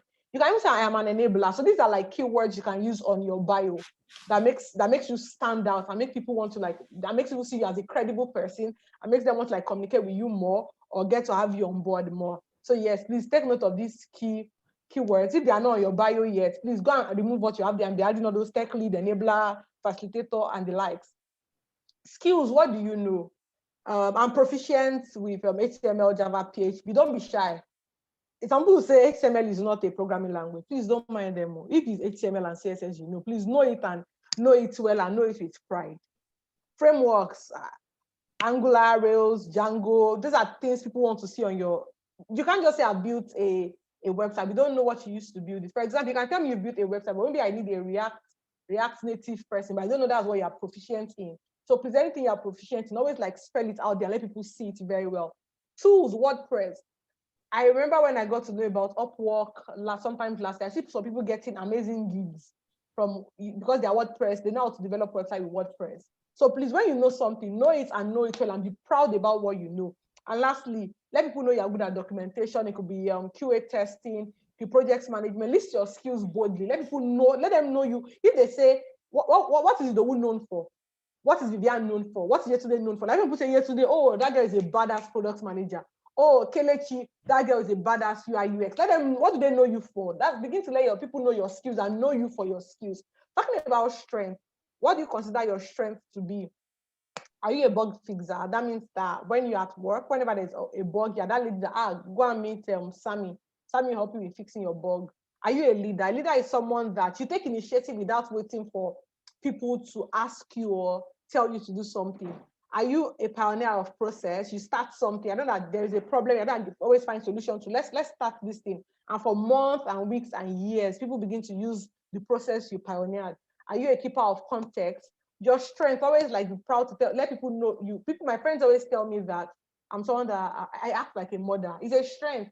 I give them advice on things that pertains to them, and sometimes I myself am in my low state, but it's one of my strengths, just being able to encourage people and advise people. Tell me, do you want to take this part or do I just continue? Yes, it's fine, continue. Right, experiences. What have you done? What have you done? What have you done? Temi said something that if you are not so confident with sharing your story or sharing what you have achieved. I tell my friends that this is a global world. This is like a global world. Like you want someone in the US or someone in India or someone in China to know what you are doing. So when you don't put your things out there, when they search your name on Google, what do they say about you? You see all the Facebook picture you've kept 20 years ago that will still be seen when we search your name on Google. You want people to, because I remember I applied for a role last year. During the interview, it was obvious that they've gone to search my name everywhere, my Medium post, my everything. So when you have experience, job, internship, share them, let people know what organization are you affiliated with, update your LinkedIn bio, update your LinkedIn, update your resume, so that when people search your name on social media, they begin to see things you've done, and they can say, oh my God, this girl was here, she attended this event, she spoke here, she did this, and they'll be able to like begin to like believe that you're a credible person and know you're a credible person. But when there's nothing about you anywhere, people might not know. So about your experience, talk about it, write about it. Schools, education certifications, put them on your resume, put them on your LinkedIn. Don't think that any certification, if it's even HTML course on Udemy and you have a certificate, put it on LinkedIn, be proud about it. Projects you've worked on, personal projects. I have friends who talk about the personal project they've worked on and they put it all out there. They're not shy about it. Please, this is not the century where you'll be shy about your achievement. So please, this is a Sorosoke generation. Thank you. And yes, what values are meaningful to you? When we mean values, we're talking about honesty, integrity. Everybody should have like personal values that guide them, such that when you have a job and it looks like they are going to like make you bridge your own personal values, you know that this is not a right job for me. When you yourself, you don't even have personal value, you just take things anyhow, do things anyhow, work anywhere. As if you don't have any value that guides you, please, this is like a take-home assignment for you. What values are most meaningful to you? It could be empathy. Empathy in the sense that you cannot work in a place where they don't even care about their customers. All they are interested in make sales. They don't even care. Someone like you will not work there. You will not work freely there. So begin to not, as at now, like if you don't have values, please pen down your own values. What matters most to you in life? What are things you're always looking forward to? Yeah, these are let me also call them values in the sense that, is it accomplishment that means a lot to you? Is it community that means a lot to you? Is it competition that means a lot to you? If it's competition that means a lot to you, you can't work in a place where everybody's just doing and pat your back, I pat my back. You work well in a place where it looks like our boss says that whosoever finishes this task first to get maybe a free ticket to the cinema. There's nothing bad about that. Maybe you're just someone that those are things that drive you, that make you do your work faster. Is it growth? Is it loyalty? These are examples of values that you can have. Self-reliance, self-respect. So tell me, you can continue from here. Okay, so this is another activity that we need to take. We've heard about values, skills, experience, and I just hope you are writing all this down, because if you're actually written it down, is what will make us. If you're writing anything down, or you've been writing anything down since we started, can you just signify with something, maybe yeah, or if you're not writing, okay, now I want everybody to write. If you're writing something down, use yeah, and if you're not writing anything, or you're not noting anything down, use nay in the chat section. Thank you. Let's just do that quickly in 1 minute. So while we are doing that, let's dig a little deeper. Choose one of the following thoughts. You know, we are trying to write our bio. So these are the things that would just help us have a professional bio. Choose one of the following thought starters and spend 3 minutes writing down anything that comes to mind. Anyone that you see here. So I'd like 1 or 2 people to also use one to and share their experience. Like as a developer / designer, we should do more of something. Something I can teach and why it's useful is this. An important lesson I've learned in my career is something. So me, personally, an important lesson I've learned in my career, I think it's perfect when I use myself as an example, and Temilade has also been using herself, is that there's a time I went for a particular interview with Kola Oyeniyi, and I can say that it took a lot of process to get to that final stage. And when I got there, it's this thing I'm talking about is like 3 years ago. So I've learned my lesson. So that's why I'm saying it now. So I think we're just 2 ladies and about 6 guys that got to the final stage, and we're in the board meeting with all the board of then what's the name of that group again? I think then this something Vency or something. That's the name of KO. I think it's popular on Twitter. So they now asked us to do a group assignment together. Then me feeling humble. I don't want to start using some slang. So I felt so I have to be humble because the board members were there in the same conference room and they were all watching what we're doing. But I was not I was just trying to, they're watching us. So I was not talking. The second lady was just up and there, like, let's do this. I remember when she's talking, sometimes you realize that, oh, she doesn't really know what she's talking about, but she was just confident and she was everywhere. When they asked us to present, I was saying, are you present now? Don't worry, you present. So long story cut short, the only person they picked was that lady. And if you ask me, though I never asked, I think I should have asked. If it were now, I'd have asked, because we had a private email with him then, I'd have asked that, what did she do that we didn't do? So, but from my own observation, she was like vocal. She knew that this is not the place to be quiet. Like, you only study where you are, like, and know what to do. So that's something I've learned that I should not do in my career. This particular career line, there's some other career line that you might not need to talk, or maybe your talking is by writing or something. But where I found myself, I think I need to sell myself and prove that I know how to do this and what to do. So that's mine. So I would like one or two people to also share their own here. Just one chat. Oh my God, you people are not communicating. Following the conversation, great insights. Okay, so now is the review time. I've actually said that if you are following and you're writing something, use yeah. And if you are not writing, let's still know, use nay, but nobody is actually using that. From each of your lists, what are you most excited about? What are you most proud of? And what do you want to use in the future? Are there recurring trends or themes? That questions you should ask yourself. Before we jump in, show, don't tell. Descriptive language is everything. I feel like this is very deep. It takes a while to digest. You should show and don't tell. Yeah. Temilade, can you shed more light on it? It's making a lot of sense to me, but I don't want to take time talking about it. Show, Temilade, don't tell. Yeah. An example is you achieved something. Maybe you completed a project. For example, let me use Kelechi as an example. You just finished, you got a scholarship from Ingressive. I don't know the tech stack. Let's even say you got a UI UX scholarship.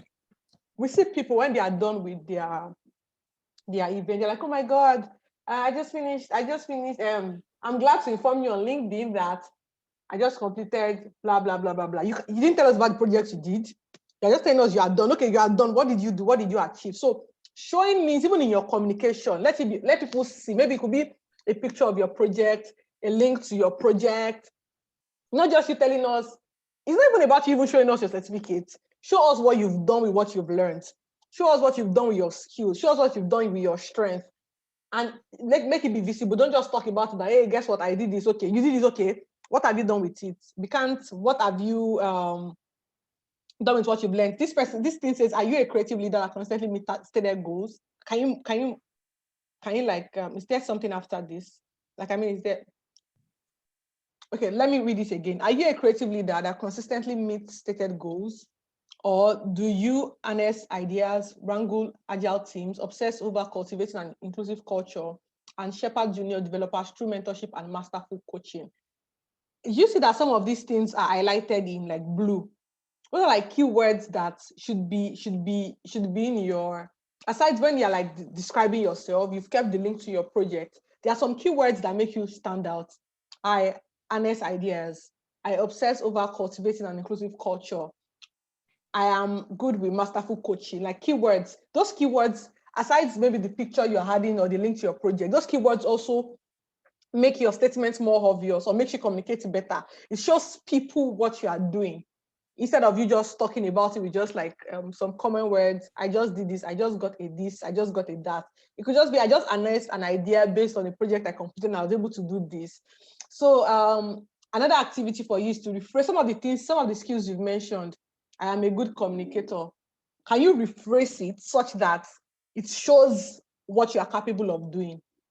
It could be, I'm a good communicator that is good at harnessing ideas to create insightful projects. So the fact that I've added harnessing ideas is showing things I can do. It's not making my work, my statement bland so that people cannot relate. So whatever you've written so far, it will be good for you to rephrase some of your strengths, your skills and experience you've highlighted and use active and engaging languages.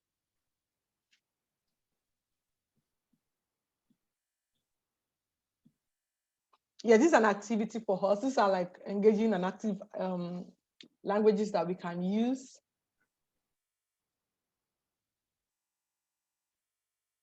It would be good if we can just get like one person to like rephrase what he or she has written before, and let's see how you have rephrased it.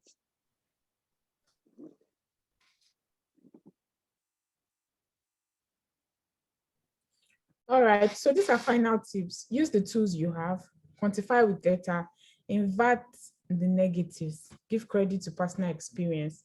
Yeah, just be proud of whatever you've achieved, no matter how little it is. I know now we're in the social media age and there's a lot of pressure going on the internet, but if you can take a while to think about your achievement, I think you'll be proud of yourself, because you're not open to what everybody is open to. So if you had actually used your own your space well, I think you should be proud of yourself. So the only reason why you should feel bad about anything is because probably you misused opportunities. So, but if you actually use the opportunities you have well, then it's good. So just like Temilade said, we like at least one person to share whatever they've written down. One person at least. Anybody? Okay. Can we hear me, please? Yes, we can. Yes, we can. Okay, so what I've been able to learn so far is how to update my CV. That's my curriculum vitae. So normally I don't like to attend to apply all those achievements. I feel like it's proudness.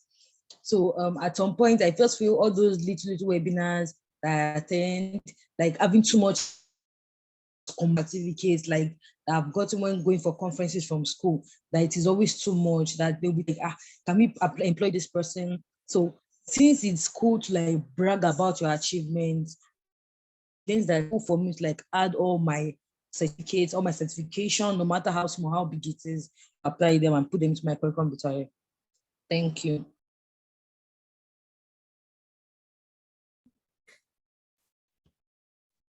All right, thank you, Jola. So this is a short drive of your bio. I work at so place. I've been dash for years. So let me, I don't know, Temilade, can you fill in this gap? Let's use your own to do example. Okay. I work at Student Build, have been a data analyst for 2 years. Recently, I organized the Women Techmakers Conference for women so as to empower them and encourage them in the tech field. I have led a summit for 5,000 African students. In my spare time, I love to volunteer. I am obsessed with women in tech. What's unique about me is I love to sleep. As a short boy, I love to sleep. That's a short but interesting bio. Yeah, so it's be like I'm putting myself out of this, so I'll just do mine too. I work at Rubis Technologies. I've been a program manager for about 3 years. Recently I organized, I think, Women Techmakers Conference too. I've built I don't know. I don't know what I should, and it's okay not to know. I've led Gigi Jogbomoso, and in my spare time, what do I do in my spare time? I teach kids how to code. I'm obsessed with, or I have passion for kids actually. What's unique about me is I don't know. I think I don't know. Yeah. If I say I sleep too, because I can actually sleep. Yeah, if I actually have that time, like I practically did that last week Sunday. So I actually sleep when I have the opportunity to sleep. I think it's common for people that actually don't sleep regularly. Exactly. Guys, there's something that Temi said I wanted us to take note of. I think there was a point said, I don't know, and it's okay not to know. Please, it's okay not to know. There's nothing when you are maybe asked something or anything, it's okay not to know. Don't feel, oh my God, let me just say rubbish instead of saying I don't know. That rubbish you say is even worse than just saying I don't know. So you might be in a tech event, a tech conference, you might be at work. You are asked something, oh my God, I don't know this. The best response can be, oh, I don't know this, but I promise you that I'll check immediately I leave this place and get back to you. So please, it is okay not to know. It's not part of what we are being taught. It's not part of what we plan to say today. But I like that she mentioned, and I felt that, oh my God, that's like a rema. That should not just go. Let's emphasize that it is okay not to know. It is okay not to know. Feel free to tell people you don't know something, but you promise to like check about it. And of course, the most important thing is once someone asks you, so for example, I could be communicating with someone like, do you know the meaning of this thing? I'm like, okay, I don't know, but I will sure check the dictionary. So the most important thing is ensuring to check Google or anything so that when such question is being asked again, you will not say, I don't know. Saying I don't know on the same question 3 times, that's not so good. All right, thank you. So we have the descriptive adjectives here and the action verbs. I think these are already things that you can apply to your bio and just have like a bio that everybody will be like, oh my God, how did she come about this thing, or how did he come about this? So actually, you're supposed to be doing this, but I understand that you are shy.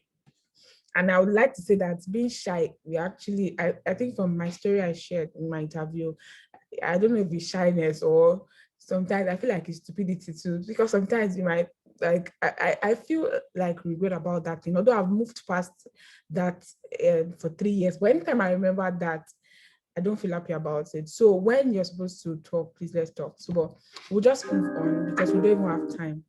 Okay. Homework, finalize your bio. So if you're actually written down things here, you can, like, it can't be perfect yet, but I guess you must have screenshotted so many things and then you can apply it and then make it better over time. You can't write a perfect bio once. That's just what you should know. You keep editing your bio over time. That's why they tell people to always edit their CV consistently. No specific time. I won't say once in a month, once in a year. No, I'm just saying that do it when needed. So looking back, we talked about imposter syndrome, then 10 accomplishments, 5 things we can teach people. So this is just like for you to go back and say, okay, even if you've not been able to write anything down now, you should actually write, like, go back, because personally I had to go through this exercise to just be sure that I'm fine. And I could not easily get an accomplishment. And from my own perspective, I think it's because I don't appreciate myself enough. Because if you actually appreciate yourself enough, you see that you've achieved more than 10 things. Even in this COVID-19 era that people, had a lot of issues, many of us were still moving forward. I think, was it not Temilade that said she got a job during COVID-19? And yeah, it's a whole lot. Not because she's better than other people, but because she's good at what she's doing and she's better in her own space. So these are the things we discussed today: 5 shining bubbles. We listed our roles, skills, strengths, experience, and values, rephrased with active language, then wrote a first draft for bio. Yeah, so we've come to the end of this workshop. I hope you learned 1 or 2 things. Thank yeah, you. I don't know if you have questions. Thank you for having us, Thank guys. you for here. Thank you, Damilola. Yes, so the last thing I'd like to share are resources that you can use to write a bio, but I think the best way to share this is to probably send it. We'll be sending a follow-up email after this. I think there's one that is automated, but there's one I'll have to put the record and every other things that you need. So in a nutshell, if you didn't register online, you might not get the email. So it's better you go back before I think registration closed by 6 p.m. You go back to register so that we can have your data and send you, and you have to check in so that we can send you these files. So then secondly, I would like you to also take time to go and follow GDG Ogbomoso on the GDG Ogbomoso and GDG Ibadan on the GDG platform, so that you can get updated about events, because GDG Ibadan is where WTM Ibadan is from, and GDG Ogbomoso is where WTM Ogbomoso is from. So those 2 communities are coming together to serve you this evening. And I'm sure you've had a great session today, from the first speaker to the last. We are not the last speakers. We still have 2 people to share their story, and we have a Kahoot game to play just now. So I'm turning it over to you. Sorry. Hello, can you hear me? Yeah, we can hear you. Yeah, I was listening to what you've been saying so far, and I really enjoyed, like, I learned a few things myself. Actually, I learned a lot myself. So I was gonna say something. So I don't know if I missed that part and as I said before, but one of the things I experienced, right, in when I was, transitioning to product management, and before I did that, like, was I had a lot of friends who were coders around me, and while I really wanted to get into the tech industry, coding really wasn't for me, and it felt like, how do I put it? I felt like I knew a lot of stuff surrounding development, but I couldn't actually do, or I wasn't good at it, and I felt very down, and I felt inferior to a lot of my colleagues. So I was going to share that, like, stuff like that really happened to a lot of people around me. I didn't even notice. I just thought it was like a meeting. I realized that a lot of people feel inferior because they feel like their friends are better than them, and it seems like you are the dumb one in the group. But that's not it. Like, usually, one thing I really decided to do, like I consciously decided to do, was pick those stuff that I feel like makes me feel like as if I was inferior, and and decide to turn it into a drive instead. And I actually talked about it. I talked to those colleagues of mine about it, and they pointed me in good directions. And it wasn't, and that's envy that makes you feel really inferior. It goes away because it now becomes like a driver for you to do better, whatever you decide to do. And then also, I realized that being in a community, like interacting with people that probably do what you do or are looking to get into what you do, makes you I like they serve as accountability partners for you in such a way that, like, you're always constantly driving each other to do better. So, like, try to stay in communities where people actually drive the person you're talking to, or the person is driving you to do better in your field. That way, whenever you get good, the constant feeling of I don't want to talk about what I've done so far, whatever, it goes away because you're confident and you don't feel like you're an imposter in whatever you're doing. I just thought to add that. Thank you so much, Favour. Yeah, I almost thought it was Temilade talking. Your voice sounds familiar. Thank you so much. That was a great point. And I learned a lot from what you just said now. You don't have to just have to be yourself. And that was your story. Like, you found out that you were not good with programming and you didn't force yourself doing what you were not good at. So, yes, like I said, we're playing a Kahoot, and there will be a prize for the winners, actually, because we'll be having 3 winners. So it's about to go down. Just one person have joined the game. 8 has joined. So I think I just need 3 more people, and then we are good to go. Yeah, just 3 more people, because I can see about the Reframing. More than 10 people are here that are probably not even a host. So yeah, Vivian, just one more person. Like I promised, 5 people, and then we're good to go. Yeah, thank you. Yeah.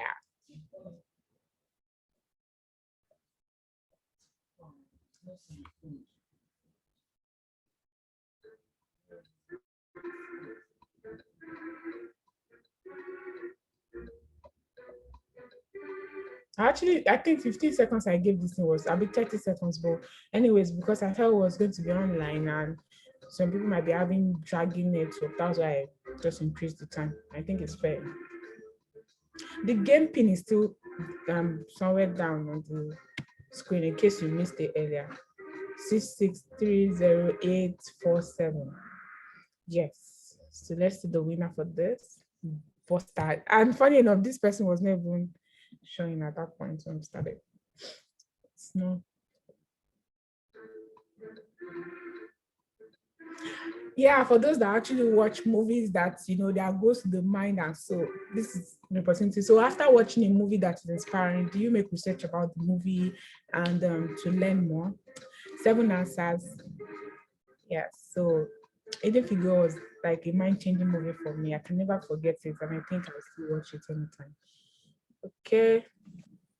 Who is in my name with Temilade? Let me now say that if you win this thing and you're an host, will not give you. Yeah, so let me say it very well. No, I'm not playing it. You will stay me then. Okay, we'll see now. I know this is a tricky one. Yeah, but here we are. We believe that people here are readers, researchers, and in case this is a challenge, in case you don't know these things, I think there are some things you should check on and you should know.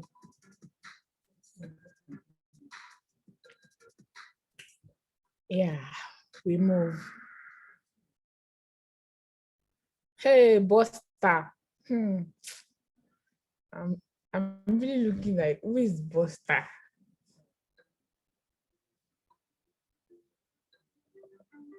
Simple questions, right? But it's still funny that some people will still fail it. That's just the truth. Oh, great. Buster is from Ogumosho. I love that. I represent you.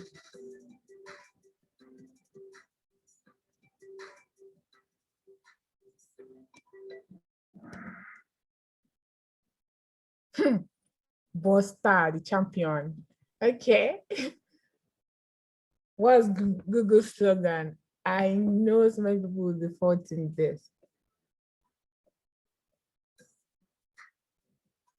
And mind you, they have a new one. So in case you were familiar with the old one. There used to be something else when they were, I've forgotten the initial name or their group name. Can Temilade help me? I've forgotten. Honestly, I don't know it. Coming and going. The name is coming and going. You know that thing that you're trying to remember something. Don't be evil. Are you kidding me? Or I've chosen search the world. Search the world. Buster, what's happening? Please, Buster, they busted you. I'm searching the word. Okay.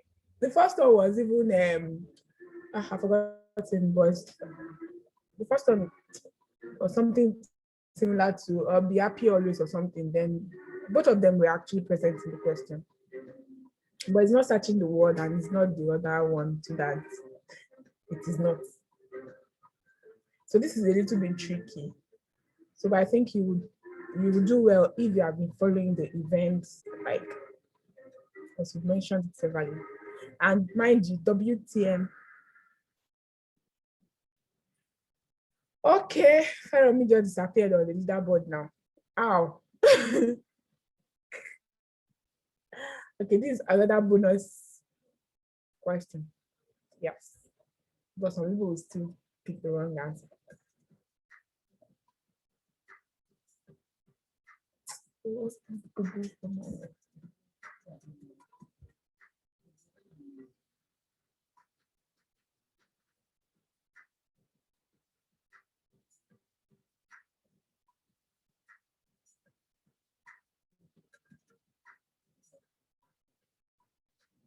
So they used to be do the right thing when they were like alphabets. So now it's don't even just need to confirm. Buster came back. Okay, 2 more questions and we're done.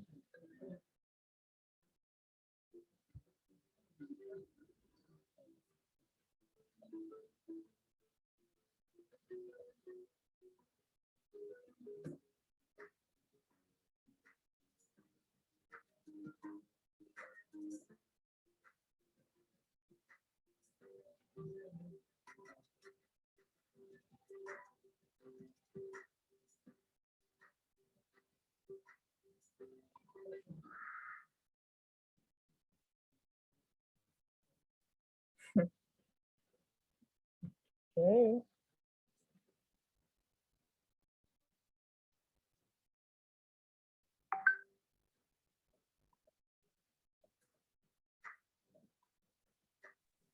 This question is tricky. Yeah, very, very. But I mentioned this. That's why I feel proud putting it there.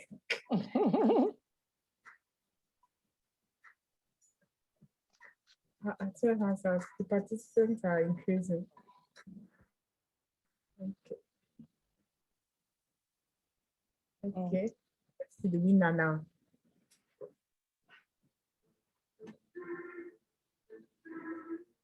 I know this one is very tricky. Second speaker.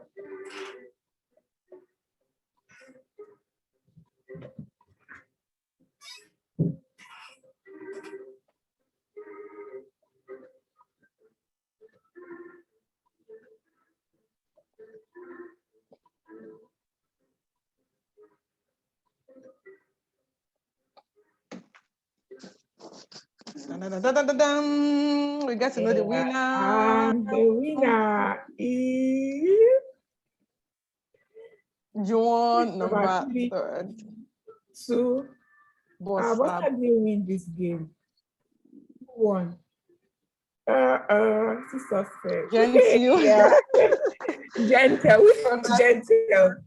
First runner up, they fell on me. 4-5, they fell on me and I. Yeah. Who won this? Just identify yourself. Oh. Sorry, I was screenshot that thing because I actually forgot. Yeah, the So person. okay. Oh, the person is that's perfect. Would attend to the person. Please, just if you are present at the live event, drop your name and phone number. If you are online, please just drop your details in the chat now so that we can reach out to you. After, I want to move to the next session because we are way behind schedule. So we have Temilade, over to you. All right.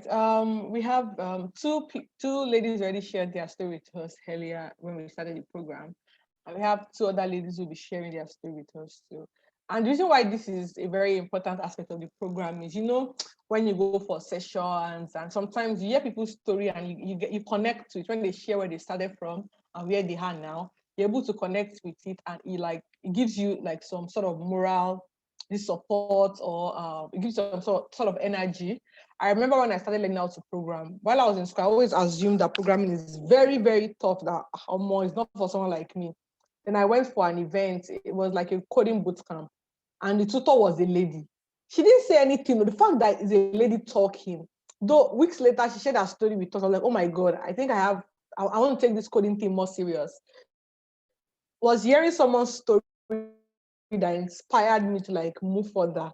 So when these ladies are sharing their stories, let's pay rapt attention. Let's be very attentive. Something about their story might strike you, such that to give you this kind of energy to continue and not give up, and to give you some sort of clarity. So so we're having Deborah Joseph to come and share her story with us for some minutes. Hi, Deborah. Good afternoon. Hello, good afternoon. How are you doing today? I'm a little bit stressed. So I just got a new one, so I've been cleaning and trying to sort. Well done, Debbie. Well done. So if you can just take 5 to 6 minutes to tell your tech story, encourage someone, inspire someone. 5 minutes, talk about your high and lows and how you've been able to navigate your tech journey. Thank you. All right, thank you. Okay, firstly, I would like to appreciate the organizers. Thank you so much for the opportunity. And I started from WTM actually in 2017. It was an event like this where we have the former WTM ambassador. She was the organizer then. Then there were a lot of ladies at, I think, at Renovation Up. That was year 2017. And I was, before then, I knew there's another part of tech, because I'm currently studying electrical and electronics engineering at the University of Ibadan. So I knew there's programming, and but I didn't know how to get started. How I had this fear of, am I going to do well in it? Will I be able to cope?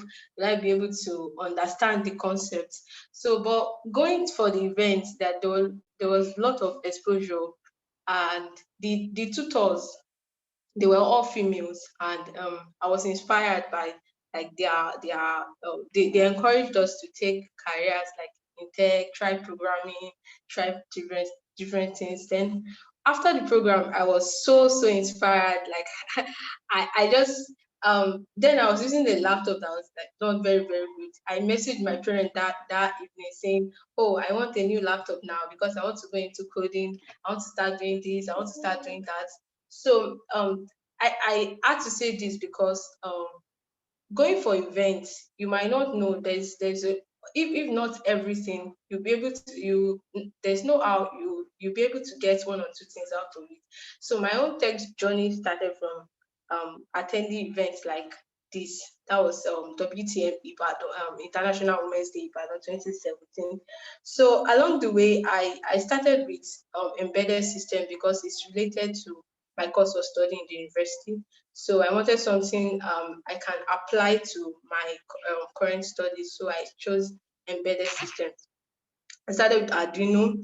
So after that, after like trying that for like few months, like I found out that there's a need for me to like learn more. Let's see how other fields are in tech. So I started going for events more, CDG pardon events. I went to Google. There was this Andela ALC event. So that's with those events, I was exposed more to other fields in tech that I can explore. So along the line, I learned cloud. I learned data science. I was just trying to like keep myself updated. So I just kept learning and learning and learning because I didn't really have a specific one. Like I was confused on which one to focus on. So I was just open-minded. Oh, there's this opportunity to learn data science. I will apply. I'll start learning. So that was just the journey. So, but for me, I was able to found my area of like my major interest by exploring almost all the tech fields available. So, but now I found my interest in software application development. I do mobile and web application development. So also like one of the things that helped me was mentorship. I have mentors for every tech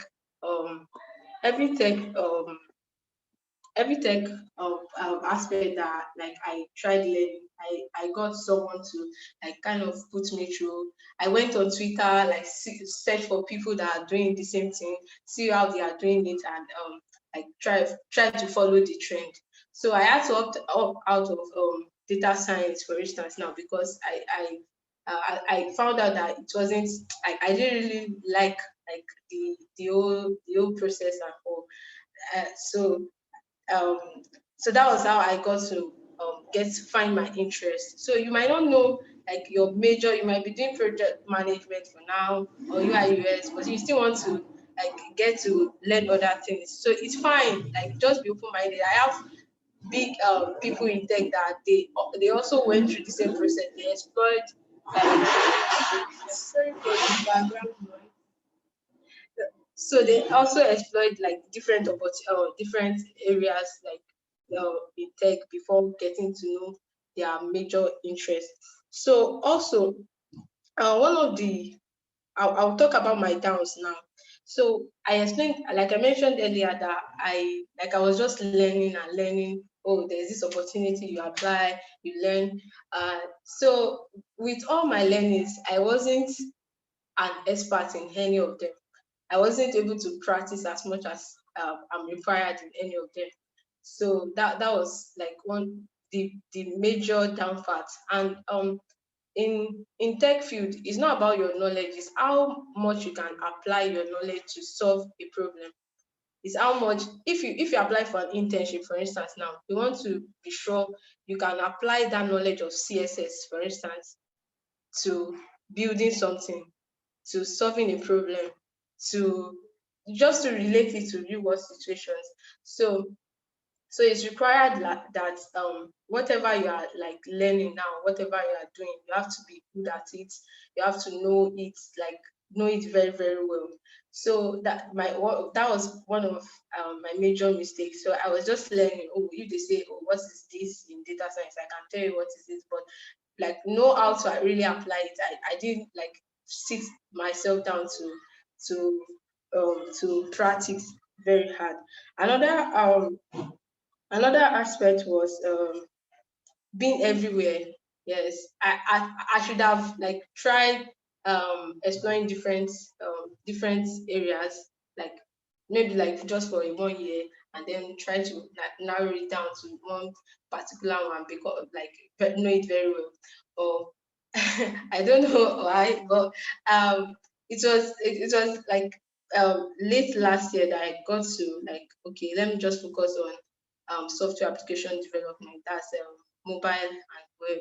So I just like narrowed my mind to those two alone, and I don't even really do web like that. I do mobile majorly. I do Flutter, I do Kotlin, and web. Like after becoming an expert, I'll say I'm an intermediate mobile application developer. But after becoming an expert, then let's see what happens in web.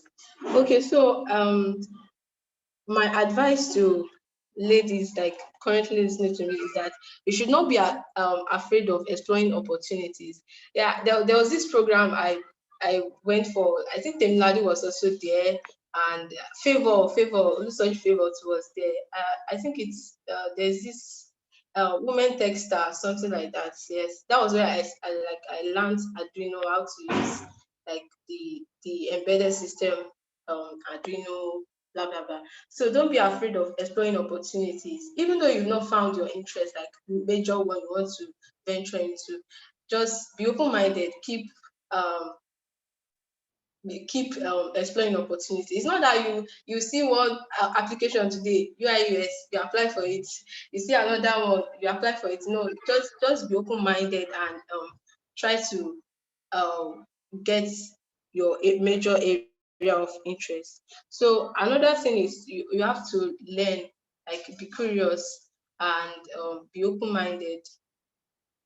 One of the speakers, I can't really remember her name now. She mentioned that one of the mindsets she mentioned was like a curious mindset. A mindset that makes change is a curious mindset. You have to be curious. You have to be hunger for knowledge. And I think that's what one of the things that has helped me over time. When I see new things, that how is this thing done? Like how is this part done in mobile application? How did they do it? I want to learn. I'll start messaging people that I know that knows it, and they get to explain it to me. So practicing, yes, from my own experience and programming tech journey generally, I've come to understand that you need to practice. Like you don't have to be an expert before you start building. If you are learning web development, for instance, now you don't need to wait till you know all the whole concepts in web development before you start practicing. At least doing some design, some little things. Because when you apply for opportunities, some opportunities they will ask you what's like. They will ask you for your portfolio, and what do you put on your portfolio? Is like your projects, your practice projects, or some of the projects you've worked on. So practice as much as you can. Another thing is sell yourself. I can't overemphasize on this one. So when I started out, like I had this imposter syndrome.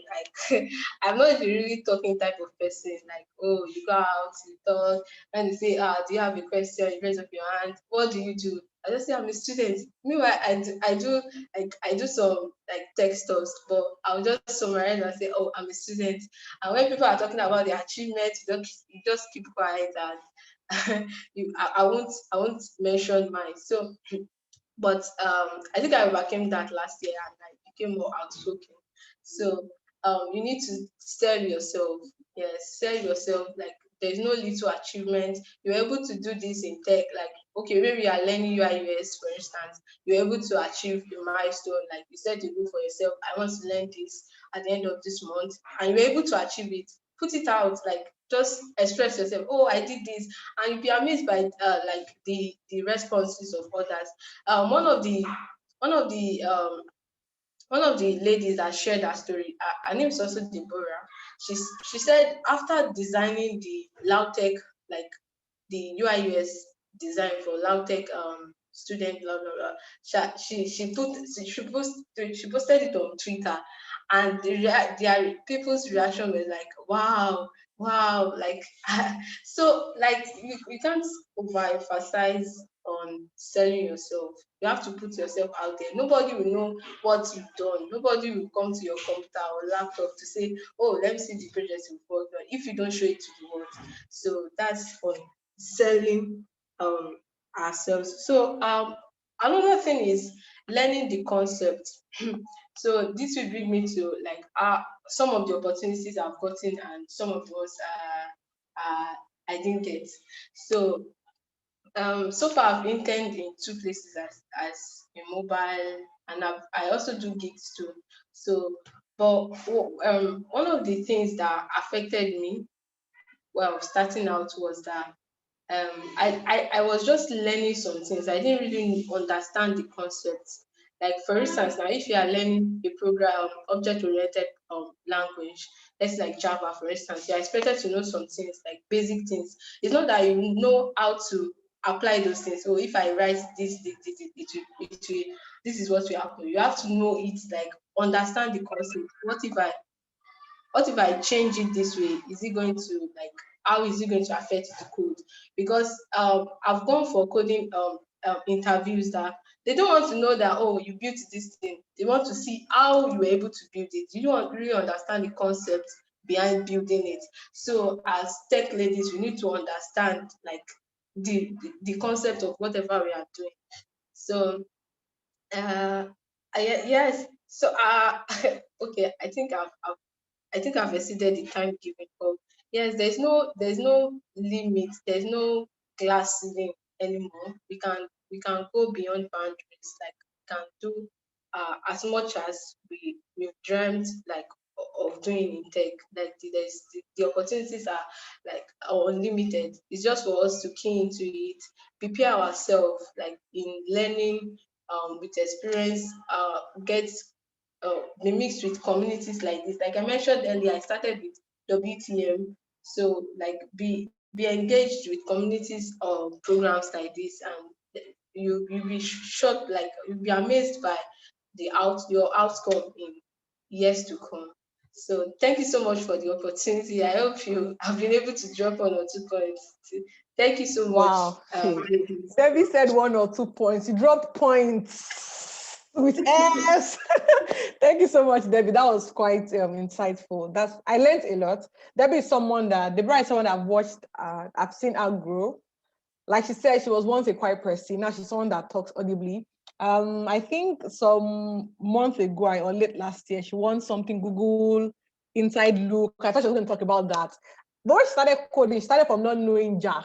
But now she's almost like a boss in coding. And she mentioned a number of things: speak out loud, talk to mentors, don't be shy, be a part of community like Women Technical Ogbomoso, Women Technical Ibadan.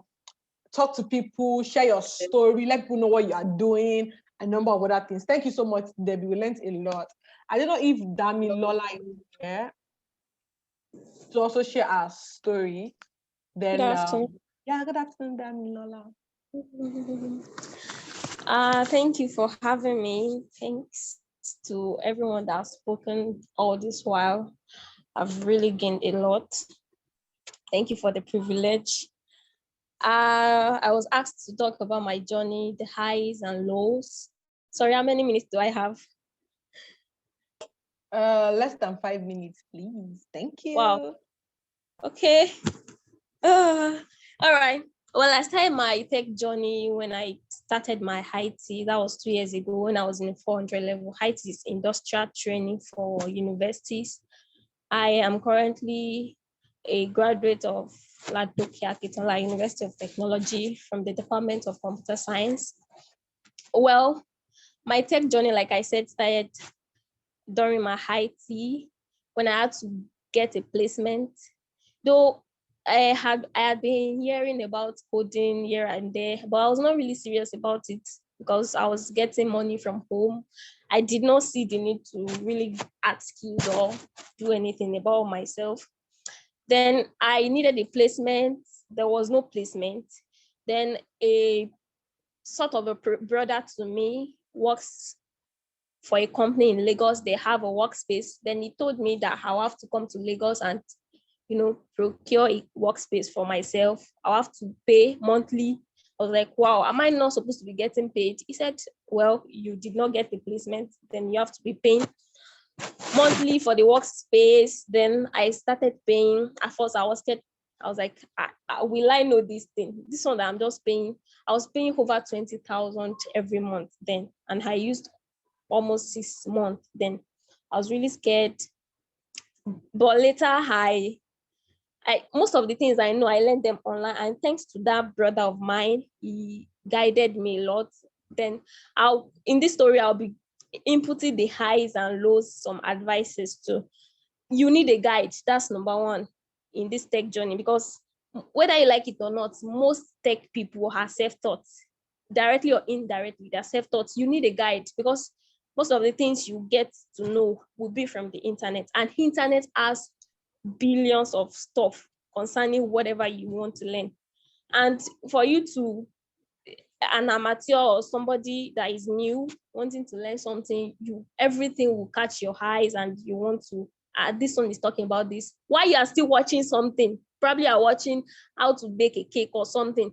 You see another advert or pop-up that is saying learn how to do this one again. You want to be clicking on every buttons that come your way, but you need a guide. You need a kind of mentor, somebody that has been on that journey that you are about to start. Another thing I would like to say is you have to have a learning spirit. I'm sure many of the speakers already mentioned this. You cannot overemphasize this enough. You have to keep learning. You have to have a learning spirit. You will not always see somebody to sit with you and say, okay, this is how you write a tag or something. You have to learn things from the internet most of the times. Self-taught, know the basics. And if you are learning, don't rush it. Know the basics. The basics are what you build on most of the times. Most of the times, the basics are really essential, because that is where you start building on, and at the end of the day, bring everything together to build an app, to build a software. Another thing I would like to say is know your stuff. No, be confident in yourself. If you really learn this, there are sometimes US people, I'm sorry to say, they will just bring on design and say, oh yeah, start coding this one. I'll be like, how do you expect me to put this merry-go-round inside this thing? You should know your stuff. Most of the times you have to correct. That's why teamwork is important. You have to okay, this thing you're trying to bring into this thing, it might look fine, but it is hard. We cannot meet up with this budget. Know your stuff. Be confident in yourself. And part of know your stuff is building a portfolio. No matter how small what you've built is, build a portfolio. Gather things you've built. You'll be surprised how people will appreciate what you've done. It might look small to you, but at that level or whatever level you are, that thing might be a very big deal to somebody else. You gather your stuff, gather your portfolio. That's what you present to people who want to hire you or any kind of thing like that. Another thing is, this is a kind of low, but it's going to pay off at the end of the day. Learning is expensive. It is very, very expensive. You need data, you need power, it's very, very expensive. You have to spend, but trust me, it's going to pay off at the end of the day. If you are really serious, committed, consistent with what you're doing, it will pay off. Then another thing, I hope I am not, I need to be fast. Be motivated, not intimidated. You hear very, very big stories about people. You'll be like, what am I doing in my life? But I would like to tell people out there that be motivated, not intimidated. There are most of those people that you hear about them and you are like, wow, they also started small like you. They also had people they were looking up to. But what made the difference was they did not give up. They keep striving. So be motivated, not intimidated. Then another thing is give some credit to yourself. Relax. Be happy that you're making progress. Rome was not built in a day. You cannot just land in being a senior developer or something in a day. You have to give yourself some credit. Relax. You hear so many developers say, well, I only sleep 2 hours a day. Well, nature hacks back what you give it to it.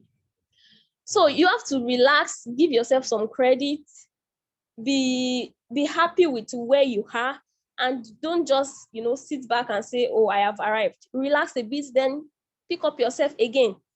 Then lastly, I'll say network, because this is a tech word. Like they say, a word is not just going to consist of one person. You have to network, meet with people. That's one of the things that landed me in my first gig. I met with somebody from there. I started getting consecutive jobs like that. So you have to network, go to events, like somebody already said, meet with people, exchange contacts. When you see a strange number calling you, don't say, don't pick. My pastor said I should not pick strange numbers. No, you don't know if that is somebody calling you, somebody that referred you calling you. Pick numbers, put out your email, go to social media, go to the Twitter media, go there, see what people are doing, follow people, engage with people. And trust me, you can never, somebody said tech is the new oil in the world.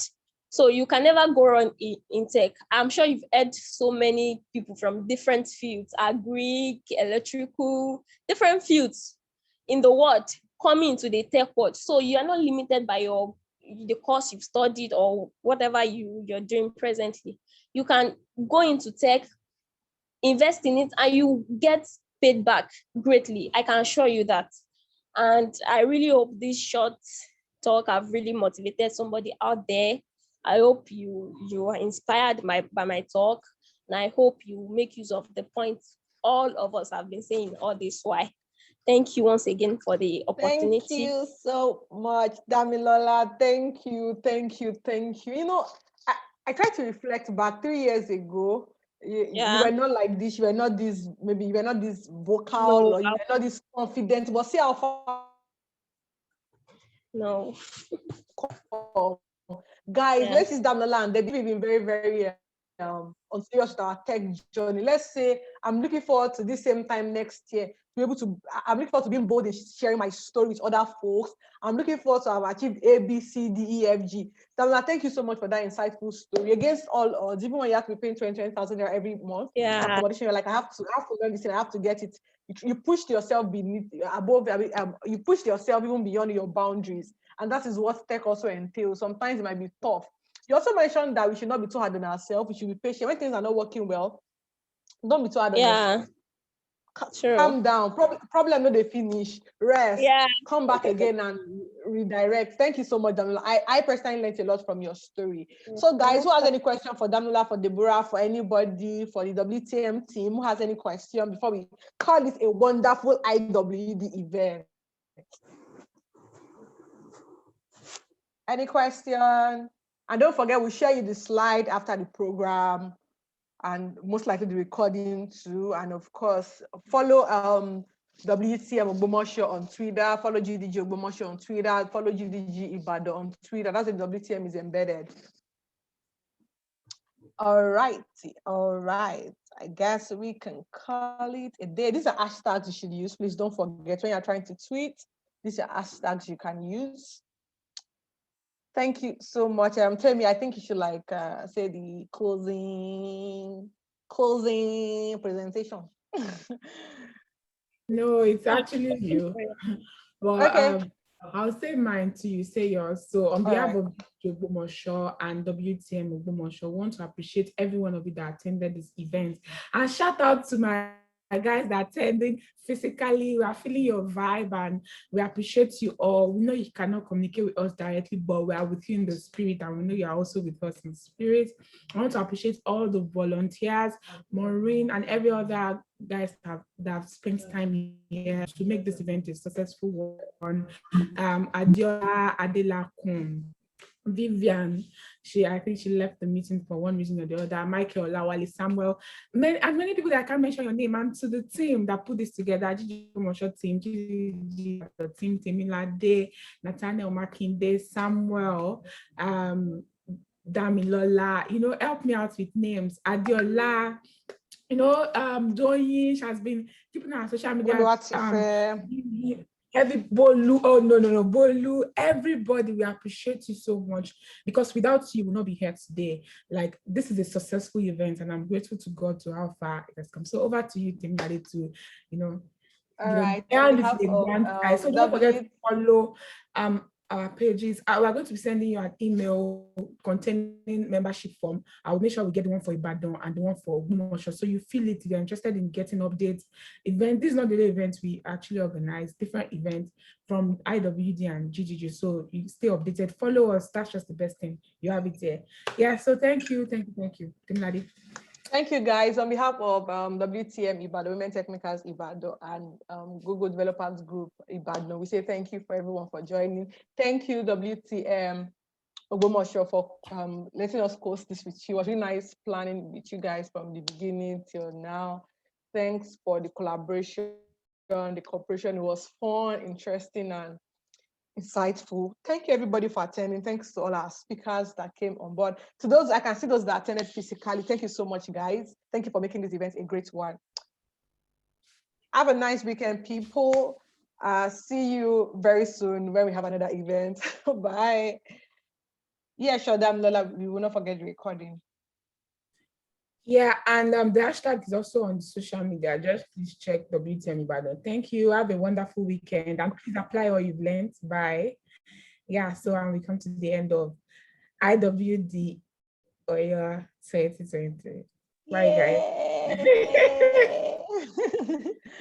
I'm not everybody putting on their video, they will take a screenshot, but I don't know how that works. Yeah, if you can put on your video, let's just have a quick screenshot for. Okay. Yes, if you can put on your video, let's just do this, the last one. Yeah, I'm happy to see these faces. So you guys are keeping this beautiful. Oh my God. Thank God. Oh, my screenshots must not disappoint me. Yeah, I got this. Thank you, guys. Enjoy your weekend. Bye.